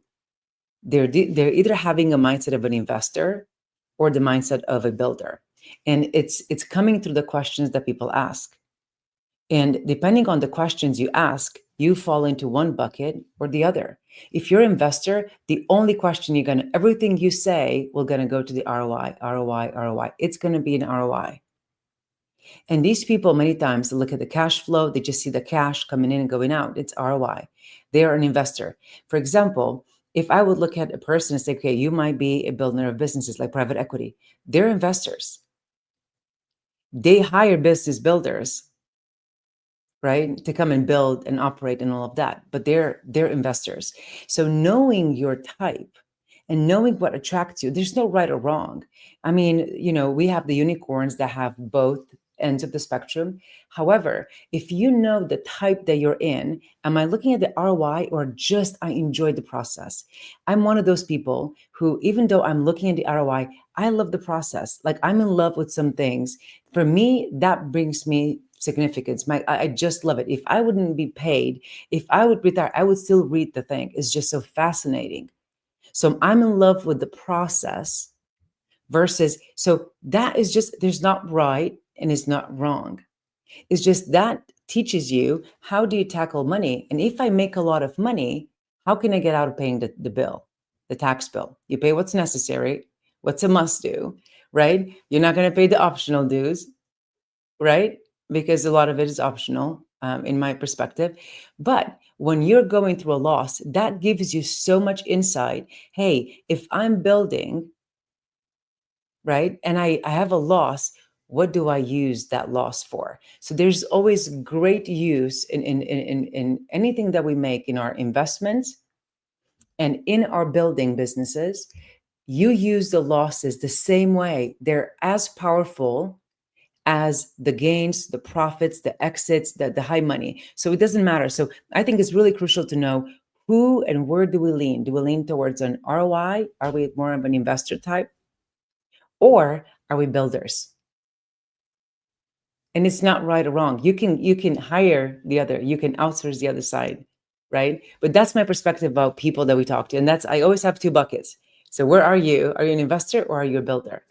And it's very obvious. You have a conversation with somebody, 2 minutes, and you will know where the person lies. But that's my 2 cents. I think, I hope it helps you, or somebody who's watching, really assess, what do they want to do? Am I looking for ROI? For ROI, you need to have something to invest. You have to deploy your assets, right? Deploy your cash and your resources. So yeah. Thank you. Thank you so much. Chris, what say you? Are you enjoying this conversation? Anything you'd like to contribute? Well, I want to bring in another angle, and that is when I turned 50, which is quite a bit ago, I looked at my life, and I've been pretty successful early on. And I thought what really counts is what I leave behind. And climate change just started to be in the public eye. And so I said, I want to do something about climate change. And that started off kind of a career in solar policy. And I spent, I don't know, 5 or 10 years working on solar policy in Hawaii. We actually brought the German law, which was very, very successful in Germany, to Hawaii, and made it law and enabled at least 100 megawatts of additional solar on Maui alone. So then about 5 years ago, I realized everybody's talking about solar, everybody's talking about alternative energy, but our food system is actually responsible for 25 to 50% of climate change. So I pivoted and studied the food system, and out of that comes the book that I'm in the process of writing. And it's a completely new food system where we create food without soil, without agriculture. And at the same time, I've been in artificial intelligence since 1979, when I wrote my master's thesis about neural networks, and have followed it. And for a long, long time, neural networks wasn't a big thing. And then suddenly in 2017, there was a big breakthrough. And then 2 years ago, you all know ChatGPT came up. And all throughout this time, I was wondering, what's the goal of AI? Yeah, why do we have it? What can we do with it? And yes, we can produce a lot of things. Yeah, we probably reduce the cost by reducing our employees. But on a societal level, AI is a very, very critical development. And a lot of people, sometimes I hear 95% are really afraid of AI. And after ChatGPT came out and I did a bunch of experiments, I wrote an article and I said, the best thing that AI can do is make us more human, make us better humans. Because that's where we're stuck. We know that climate change is happening, but we can't bring up the will to really do something about it. We still have 800 million people hungry every night, and we can't bring up the will to change that. And whenever you hear people talk about these big world problems, invariably the last sentence is, if we could only be more enlightened, then that would happen. And so my new very short book, you can download it for free or read it for free at menzel.com, has stories about AI teaching us to be better humans, entering our life. And I found it so delightful to write stories instead of prose. And it just flowed very, very quickly. And I really recommend that you have a look and read it and see how these heartfelt stories touch you and give you another idea of where our future could go. Well, thank you. Now, this is a book I had not seen, and we're roommates. Yes. So thank you so much. So what I just wanted to say was that right now, I know that we stayed a little longer here. Usually around this time, we start what is called an after party. So we have Ava in the background, so she can come back in. And then we have, of course, our beautiful Letitia Wright, which we'll introduce her in a minute. So for those of you that have been here since 6 o'clock, if you need to leave, we want to thank you for having participated. But you're very welcome to stay behind, and we continue with the conversations. And we are, the after parties are very interesting because we kind of like open it up to the subject. But before, is there anything else, Veronica or Julianne, that you need to say so that as we bring other people that will be sharing anything? And Erin, you have to go. You're going to go? Okay. I'm going to stay for a few more minutes, but I've got a couple more appointments I have to finish here. And it's later here. But I want to see a little bit of this after party, and I want to hear from Ava. Thank you. And just so you know, this is definitely, I want to make sure that you go to the Los Angeles Tribune and share this in your feeds, because it's so interesting. One of the things that I'm becoming known for, and people say, you don't have too many likes sometimes. And, particularly when you share other people's, summits and things. And the thing is that this is not about likes. This is about all the people that I meet when I'm on the road, like when I was just on the road in Malaysia and Singapore in February and March. All the people that came up to me and just said, I love to go to your Facebook. I love to look at your, social media and to see all the free education that you're providing. So please know that when we are this blessed, when the Great Spirit has given us so many gifts, and we can do this with just a couple of words and you just click share, that it will make a difference to people. And this is why we do these things. And I'm so grateful to all of you that you love Money and You, and for those of you that are going to be attending it and supporting and all that. But this is really about uplifting humanity's consciousness, through financial literacy and through education. So thank you for your time. Whenever you need to leave, you go ahead and go. So let me see. Anything, Veronica, you like to say? And then Julian, and we'd like Ava and Letitia to come back in. Sure. Julian, maybe I make it first. I wrap up myself first. Is that okay? Go ahead. All right. Okay. All right. Of course, I just wanted to thank Dora again. Actually, today I become a student. I really hear a lot of new inputs and new knowledge. I love it so much. Like, for example, like Aaron just said earlier, integrity and trust. I love it so much because in my life philosophy, regardless I'm choosing my partners, regardless I'm investing into project, I always based on integrity and also trust. You have to trust the person can do it, then only you invest into him or her. You have to judge, you have to judge whether this project is good to go. And you have to judge this project can bring more money, returns back to the investors, then only you go for it. So we judge based on integrity as well.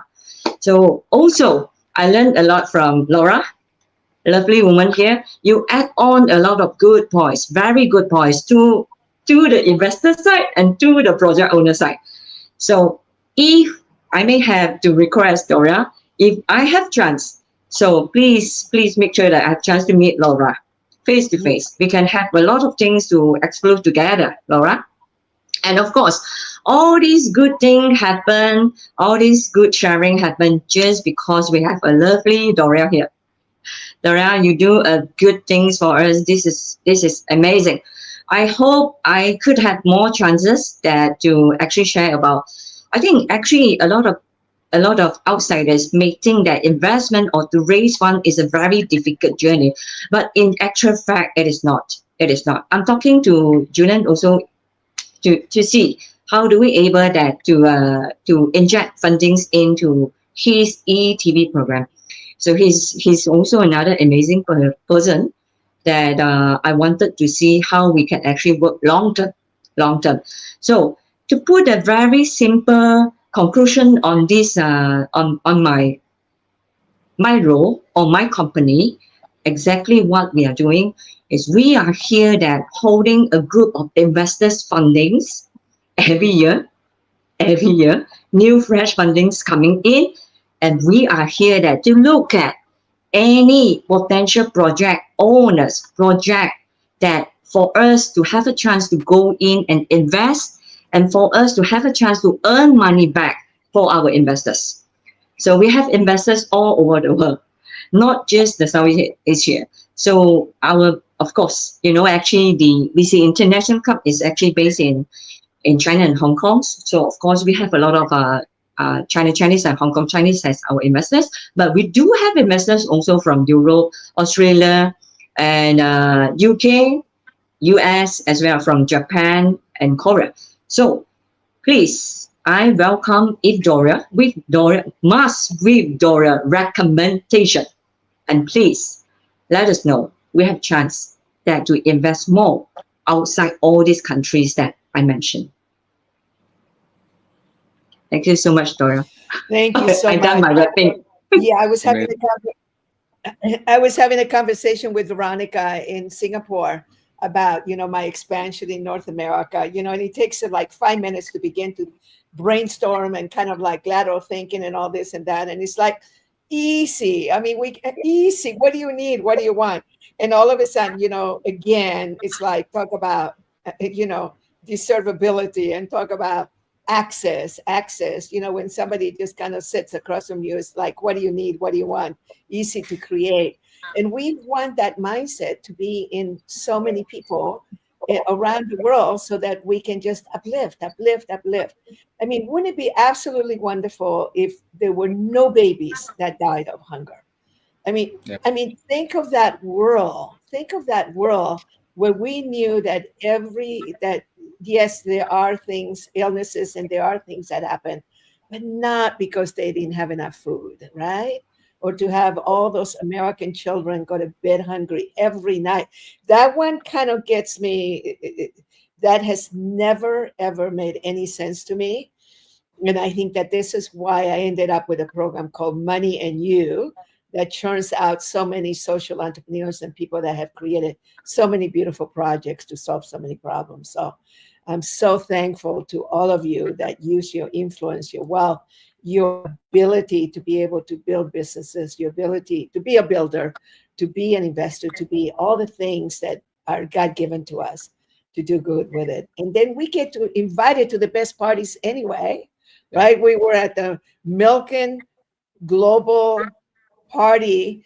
It was so exclusive and it was so private, and the woman that puts it together, and everybody was talking about the gorgeous billionaire lady. And when you go to her LinkedIn, you see that she has dealt with $43 billion and all this and that. And then to find out she's a Money and You graduate, it was, of course, not that, it was just such a wonderful affirmation. She's been like that her whole life. But when she attended the program in 2014 in Cancun, we were celebrating, I think, the 35th anniversary. Wang Ming, the world's leading solo architect, who is a billionaire with heart, was there. And she could so remember vividly talking to him and connecting with him and expanding her consciousness. So it's like as we create, tribes, and we create, networks, it's like it's so much more fun and attractive to do it with solving world problems than it is just to make money for money's sake. So with that, Julianne, what say you? And then we'll have Ava and Dr. Letitia share. Thank you. Okay, thank you so much, everyone, and of course, Dame Doria. I'll try to wrap up quickly, but talking about expansion, I mean, China is amazing with Veronica. I also invited her and now all of you to come to Africa for a business summit we're organizing in Kenya in October in a 5-star hotel, Kempinski. We are intending to raise $100 billion with the organizer. So it's an open invitation to everybody. If you talk about fighting hunger, Africa is one of the places you have to look at. So I'm so excited about this. This is how I started my podcast, by the way, with the organizer of Business Summit. So if you want to expand in Africa businesses, if you want to meet entrepreneur Africa, I'm the right person to talk to, and then I can direct you to the organizer. So that's number one. Number two, about value. When Aaron started to share his value, I said, hey, I also have that value, integrity. What's super powerful when you share your value is like, okay, you have 3 or 4. But then when you are, let's say at the after party, we talk about that. Then the more time you spend with someone who have a different value is going to rub on you and it's going to become your value. Then you end up with a set of 20, 30 core value. And oh, I can't do this because my partner is like that. Oh, I have to do this. For example, something I want to say, a value that is so important that myself, I'm not doing enough, is urgency. Urgency is important in business. When we talk about this 800 million children of people suffering of hunger, is even more. During the podcast with Dame Doria, she said a crazy statistic to me that 14 million children in America alone go to bed hungry, in America alone. And we have to have urgency to make more money, more businesses, and we have to be accountable to each other. And that's why it's very important to share our goals to each other. So we are accountable with our shareholder, we are accountable to our employees, our partners, and we must have a deadline and we must have follow that. So I think urgency is something that I want to encourage everyone to have, because we have big problems to solve in the world. And I think the people alone in that community, and I'm so glad that Chris is mentioning AI, because I am one of the skeptical. But of course, to have someone like him, and I want to give him a high five for his branding, amazing with his Be Human. Now I feel like I have to read that book. I don't have a choice now, because for like 3 minutes he was talking. I said, oh, I have to get that book. So to have someone like him who knows how to leverage with AI, it's so critical. AI can be used, again, talking about leadership, for the very bad things or the very good stuff. The question is, who is going to be leading that new opportunity?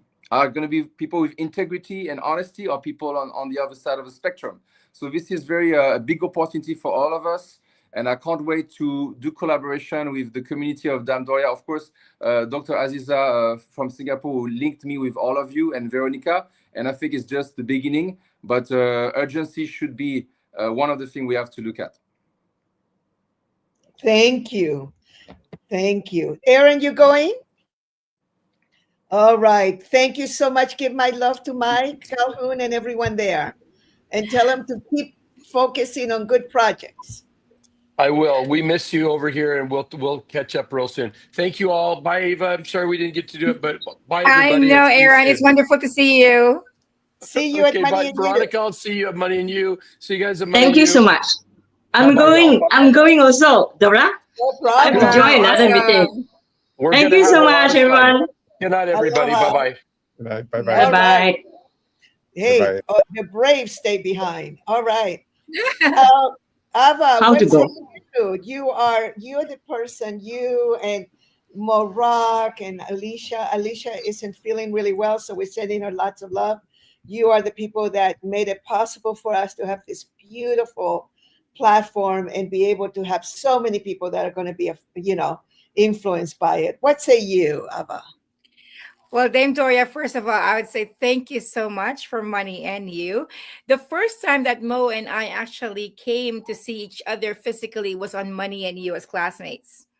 We were classmates together in the 2021 August Money and You, the first one where we had to swab ourselves and make sure that we don't have COVID before we get inside the room. And although I've been working with Mo on the summit already at that time, remotely, it's our first time to actually physically see each other.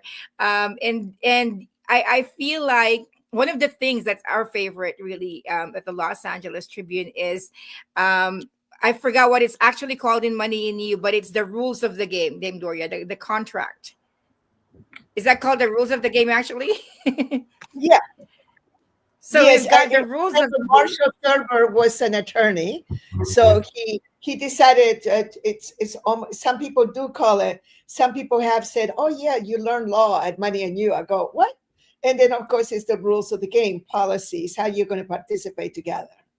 Yes, go ahead. Well, what's beautiful about the Los Angeles Tribune is we are continuing to expand ever so greatly, that we're continuing to bring new partners, leverage new relationships, right? And new divisions and new verticals at the Los Angeles Tribune, and even upcoming and rolling is 16 other national news and international news and media brands that's going to be a sister of the Los Angeles Tribune, technically a subsidiary.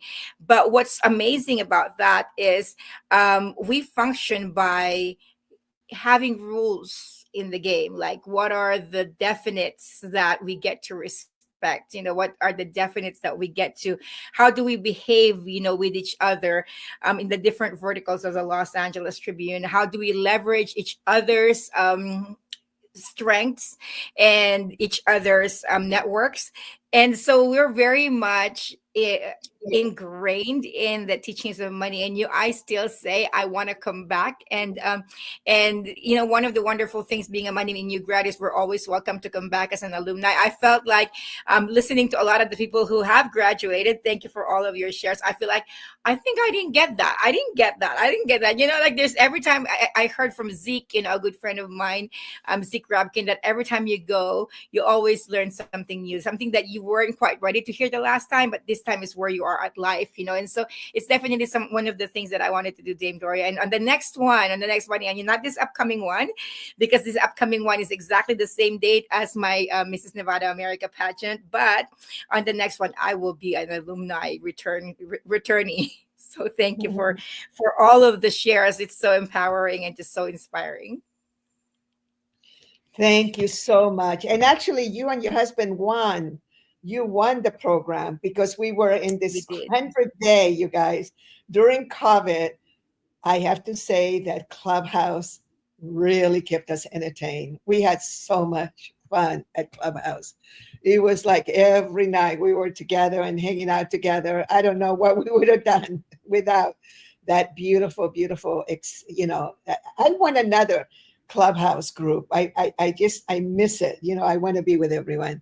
So, and please feel free that if you need to leave, don't feel like you have to stay, but you're welcome to stay. But Dr. Letitia Wright, we did launch already the actual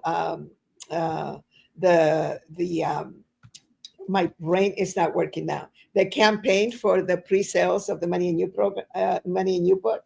Can you just share a little bit about, because you are an expert at crowdfunding, and why did you recommend that I do that? I think people are like, wait a minute, all you have to do is just put posts out there in Facebook, and I have about 120,000 altogether. There's about 120,000 followers in all the different sites that we have and all that. And so people say, why would you have to do that? Or, all you have to do is just do a big mailing to all your graduates and go to all your rich friends and that have big networks. So why are you doing that? So explain to people why it's so important to do projects like this. Well, we did a pre-launch. It's on Kickstarter. I guess can I put the link in the chat? Would that work if I did that? I did it.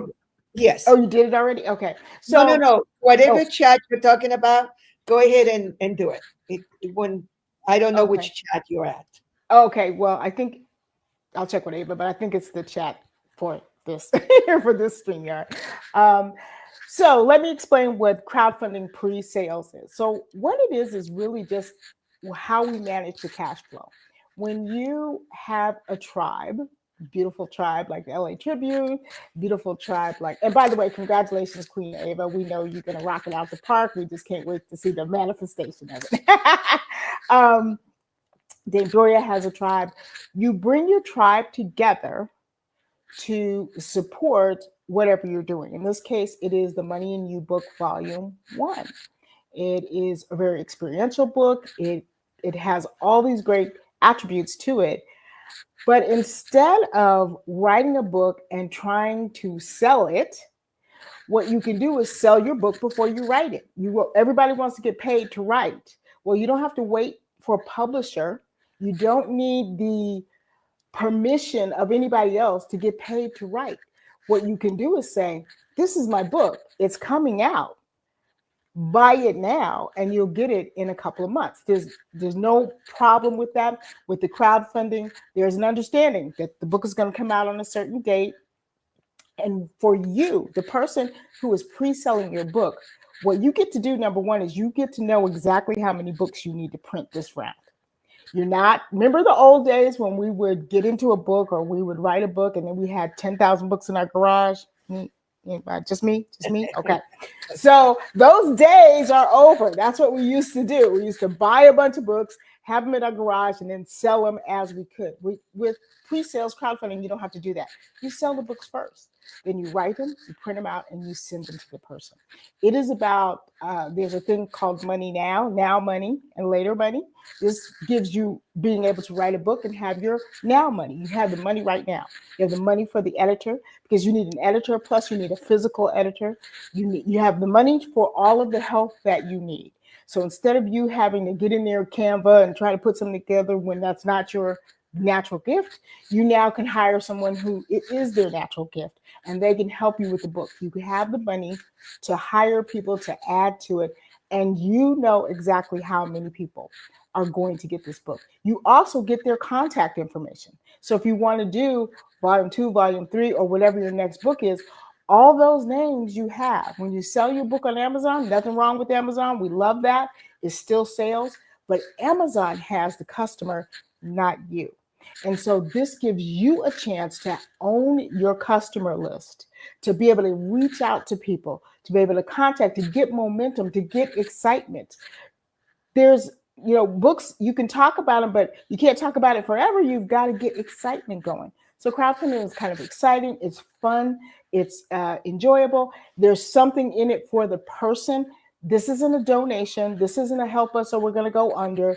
This is, you get to be one of the first people to get Money in You Volume 1. Okay? One of the first people. Just like the first people say, oh yeah, I've got an old edition of Think and Grow Rich or whatever. You know what I'm saying? You're getting the real deal. And so I'm very excited to help Dame Doria put this together, put it out here. Lord knows people have been telling her forever to write a Money in You book, forever.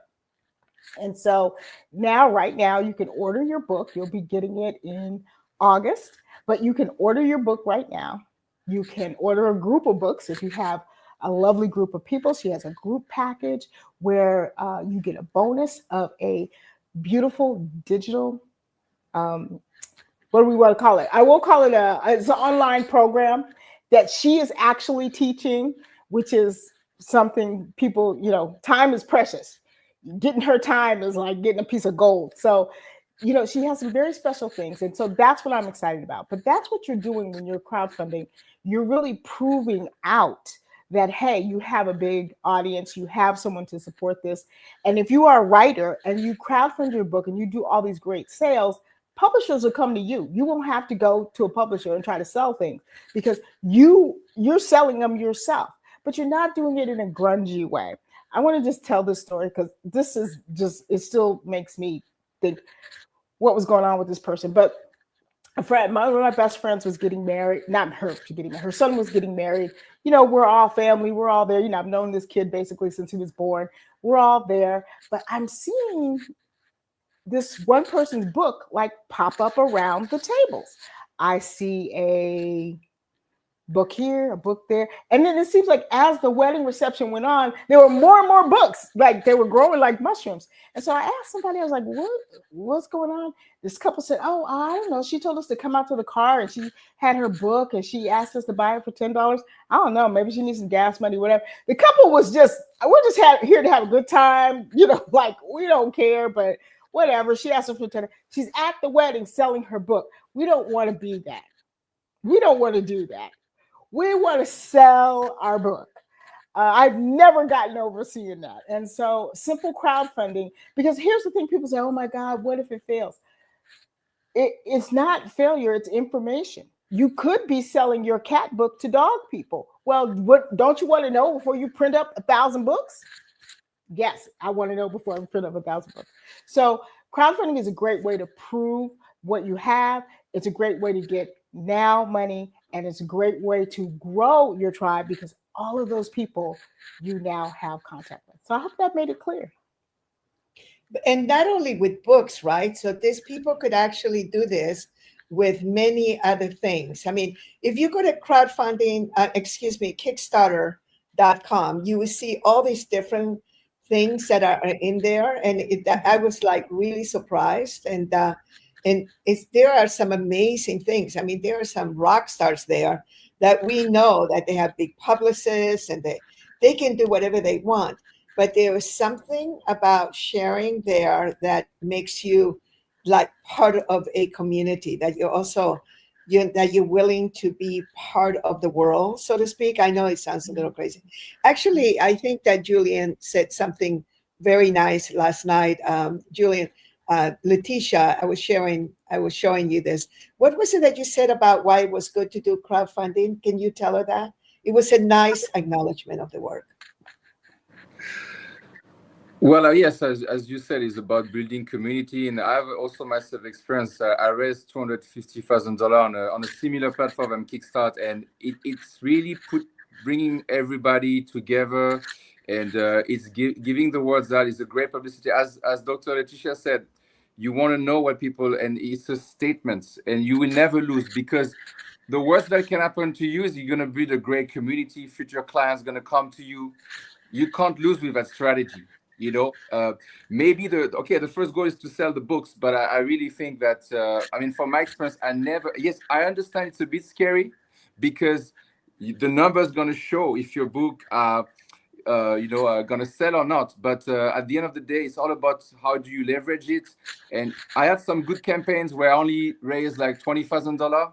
So I would say small campaign. I had some amazing campaign where I raised $30,000 in one day, and then 200,000, but it's always been an amazing free. And this is the thing. when people see a campaign, it becomes official and they rally towards you. If you do that only from your own social media, you're not leveraging on Kickstarter community. You're only leveraging with your community. I mean, you're not leveraging at all because you're on your own on your social media. So I think it's a great strategy. I think Kickstarter is a proven brand in the industry. There are a few, but it's definitely actually one of the pioneer. So I think it's a great move, and I have a lot of experience of raising funds myself. I raised a couple of millions, and I use online platform, and it did very well to me. And you have to have a very good crafted story. And I said to Dame Doria, I think that's what she meant. It's all about the story. People don't really care about the books. They care about you. They want a piece of you. They want a piece of Dame Doria. So, for example, the fact that she was studied in Chile and then come. So it's very interesting story. Like I already want to read her book because even though I did a 30-minute podcast with her, I didn't get enough. You know, like she gave me a few things here and there, but I want to know more because she just gave me like some teaser. If you know, so this is why she said she started a book. Of course, she was advised to start the book. She wanted to do it with her own story. And this is what people want. People are buying your story. I always say that to people who raise capital. I don't care about your business. I care about you. I'm gonna buy something of you. And I done that from one of my clients. We won an award in Dubai because I sold this story to the world. Even at the time we were not profitable yet. It's story sell. Everybody knows the story of Steve Jobs. Everybody knows the story of let's say Elon Musk or all the billionaires. And this is what sells. And the more you are able and capable to tell story in a very proper way, the more you're going to generate leads. And Kickstarter is a great platform. So congratulations. And I hope I can contribute in some way as well. Thank you. Thank you so much. I'm not attached to what sells. The fact where it's only been up for an hour and we already have like $700 or something. And it was like, and it was interesting because even when I was learning from Letitia, she put a certain amount and there was a strategy. You know, people think that they can just go ahead and do something. And you always want to work with masters, you know, like in a million years would I have thought about certain strategies that she has in place. And so I want to go back to the money and you business success model, that you learn from experts and masters. If you are not, it's like Letitia and I have known each other about 20 years.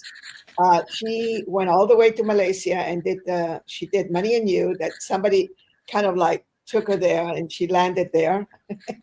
Didn't know where she was going, but she trusted. And then she went to the business school in Malaysia, and then she teaches there now. And so it was like, and she literally just about gifted me her services. And it was like she was so adamant. And it actually started at a Fridays with Doria. We were having an after party conversation. And then, yeah, you should do a campaign like this, and we were just going to do a web page. And then, you want to do this book sales and things. But then everybody kind of got excited about it. And then, of course, Letitia was there and it was like, yeah, let's go ahead and do this.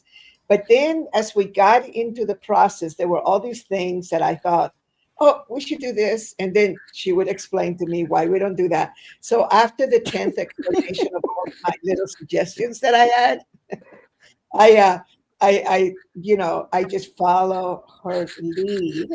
And this is a really interesting process for me because you like there's a part of you that wants to look a certain way, but the truth is that you really need to allow people to love and support you.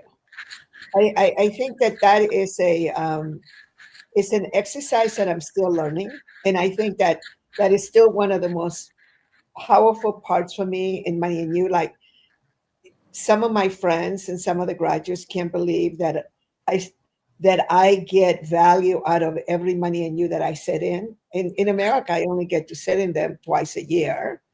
And I didn't go to a Chinese program, Money and You program, for 10 years. I went to business schools, but not Money and You's because they were all over the place. And and I didn't need to be that because it's all completely systematized and licensed to my Chinese partners. But I get so much value out of every program that I attend, and that's why I love for the graduates to come back.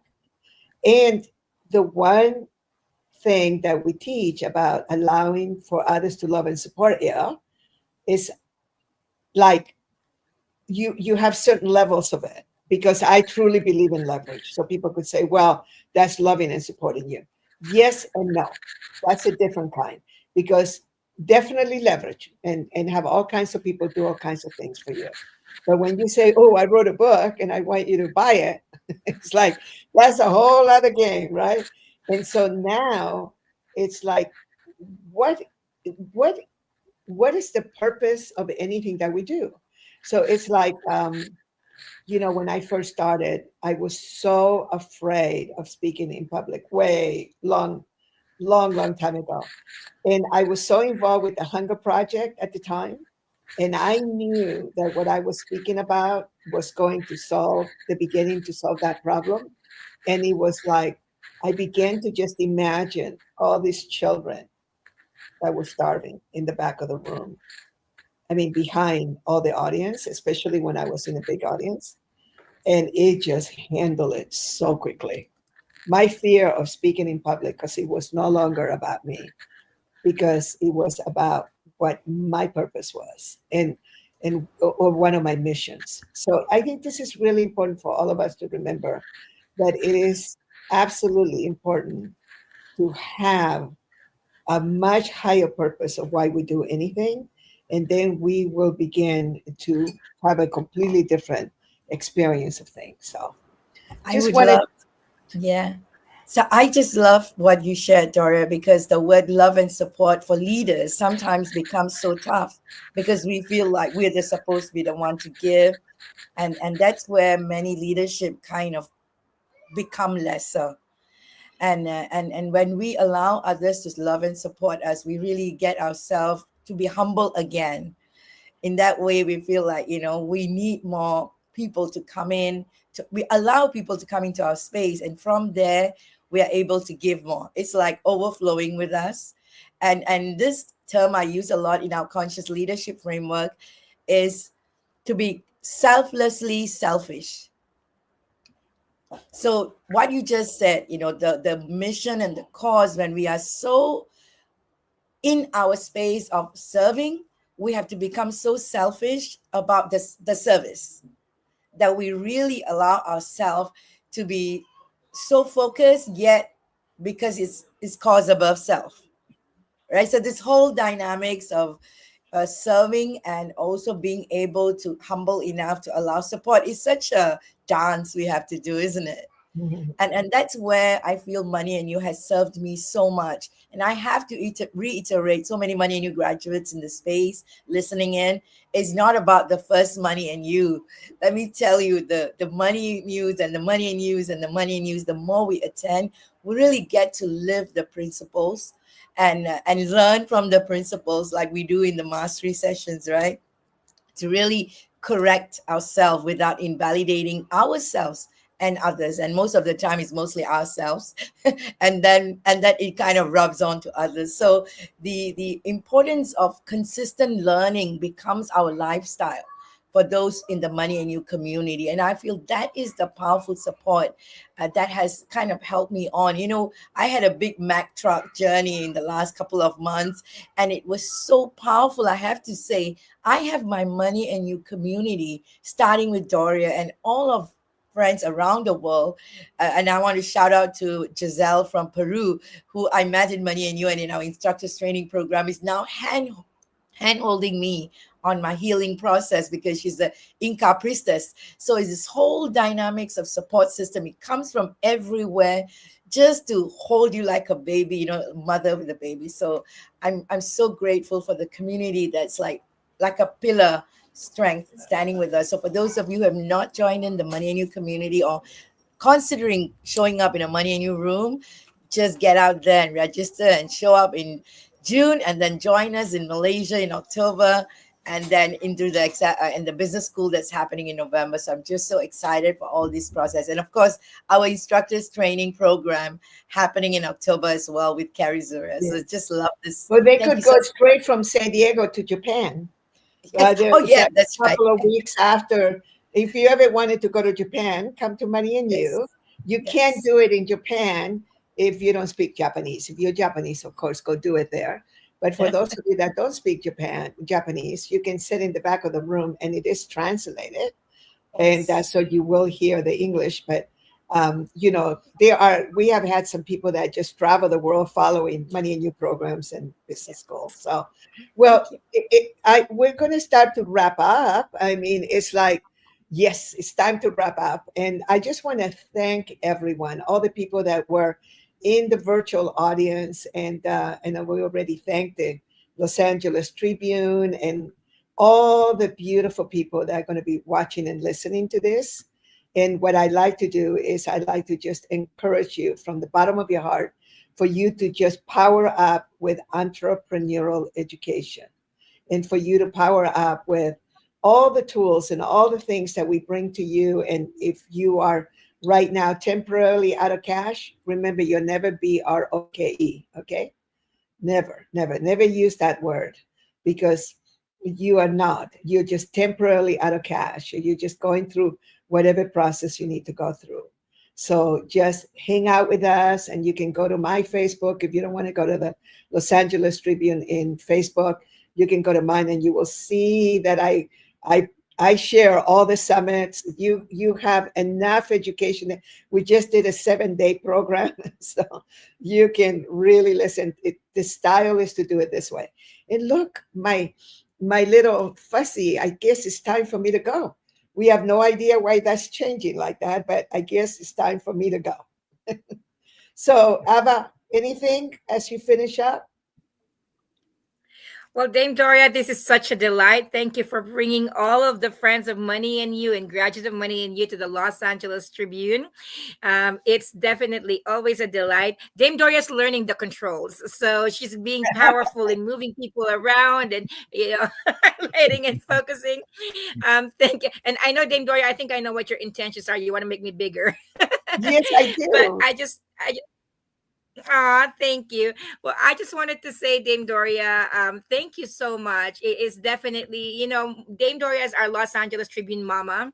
I always say, we're so grateful in every single program we have, every broadcast we have. Dame Doria is sharing it, commenting, supporting. I always say when I grow up, I want to be Dame Doria, So thank you from the bottom of our hearts at the Los Angeles Tribune on behalf of our CEO, Mo Rock, Alicia Magnus Lewis, who's also a graduate of Money and You, our Chief Strategy Officer.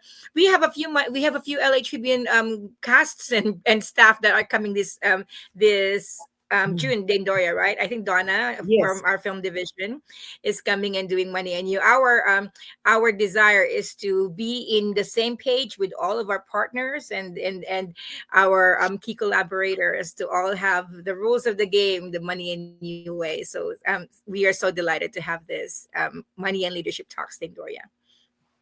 Aloha, everyone. Thank you. Bye, everyone. Thank you. Bye-bye. Aloha. And I would say, Dame Bye-bye. Doria, we would have the honor of closing our Money and Leadership Talks with the TEDx talk of our CEO, Mo Rock, on the influence of media, having positive media in today's news and media world. Thank you so much. Thank you. Bye, everyone. Bye.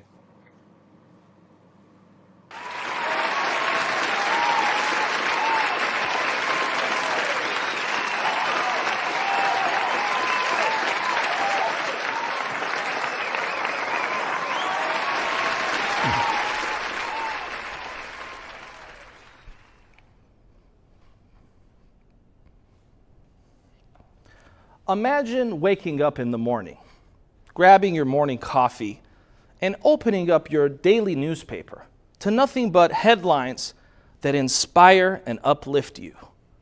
Headlines like the Apollo 11 moon landing and how it inspired people in the 60s, or headlines like the Berlin Wall has collapsed, or even more recently, headlines like the miracle on the Hudson. What would that do to your day when you started off with just positive news? My name is Mo Rock. I'm the CEO of a national newspaper brand, and today, together, we are reimagining journalism. You see, studies reveal that there is a stark contrast between positive news and negative news. In fact, for every piece of news that is solutions-based, that can uplift and inspire you, there are at least 17 that don't. That's 17 to 1. So today, we are actually faced with an epidemic of negative news. We've all heard the phrase, if it bleeds, it leads. But why does this have to be the centerpiece of a lot of news production, journalism, and content creation of the world today? There are a lot of incredible journalists that are solutions orientated, and I give a lot of credit to them for doing a great job. And here's the truth that you may not realize, is that everyone in this room is impacting our news. You see, every single time you like a post, every single time you leave a comment on a news article, and every single time you share something, you're not just liking, commenting, and resharing. You're actually casting a vote. You're not only casting a vote for the kind of news you want to consume, but believe it or not, you're casting a vote for the kind of world you want to live in. You see, I believe that news has the power to not just inform you, but it has the power to mold you. Our world views are largely shaped based on the news and content that we consume. And so I want to encourage folks to remember that the next time that they like, comment, and share. Our organization has one question that it always has to ask before we share anything, print anything, or publish anything. Our editorial team asks this one very simple question. Does the following piece of news empower our audience, or does it disempower our audience? What would the world look like if every content creator, every journalist, every time someone posted a news article, they asked that question? Does the following piece of content empower our audience or disempower our audience? And I want to encourage everyone to participate in this process and help us bridge that gap between 17 negative news articles for every one positive. And let's come together and ultimately make this world a better place. Thank you.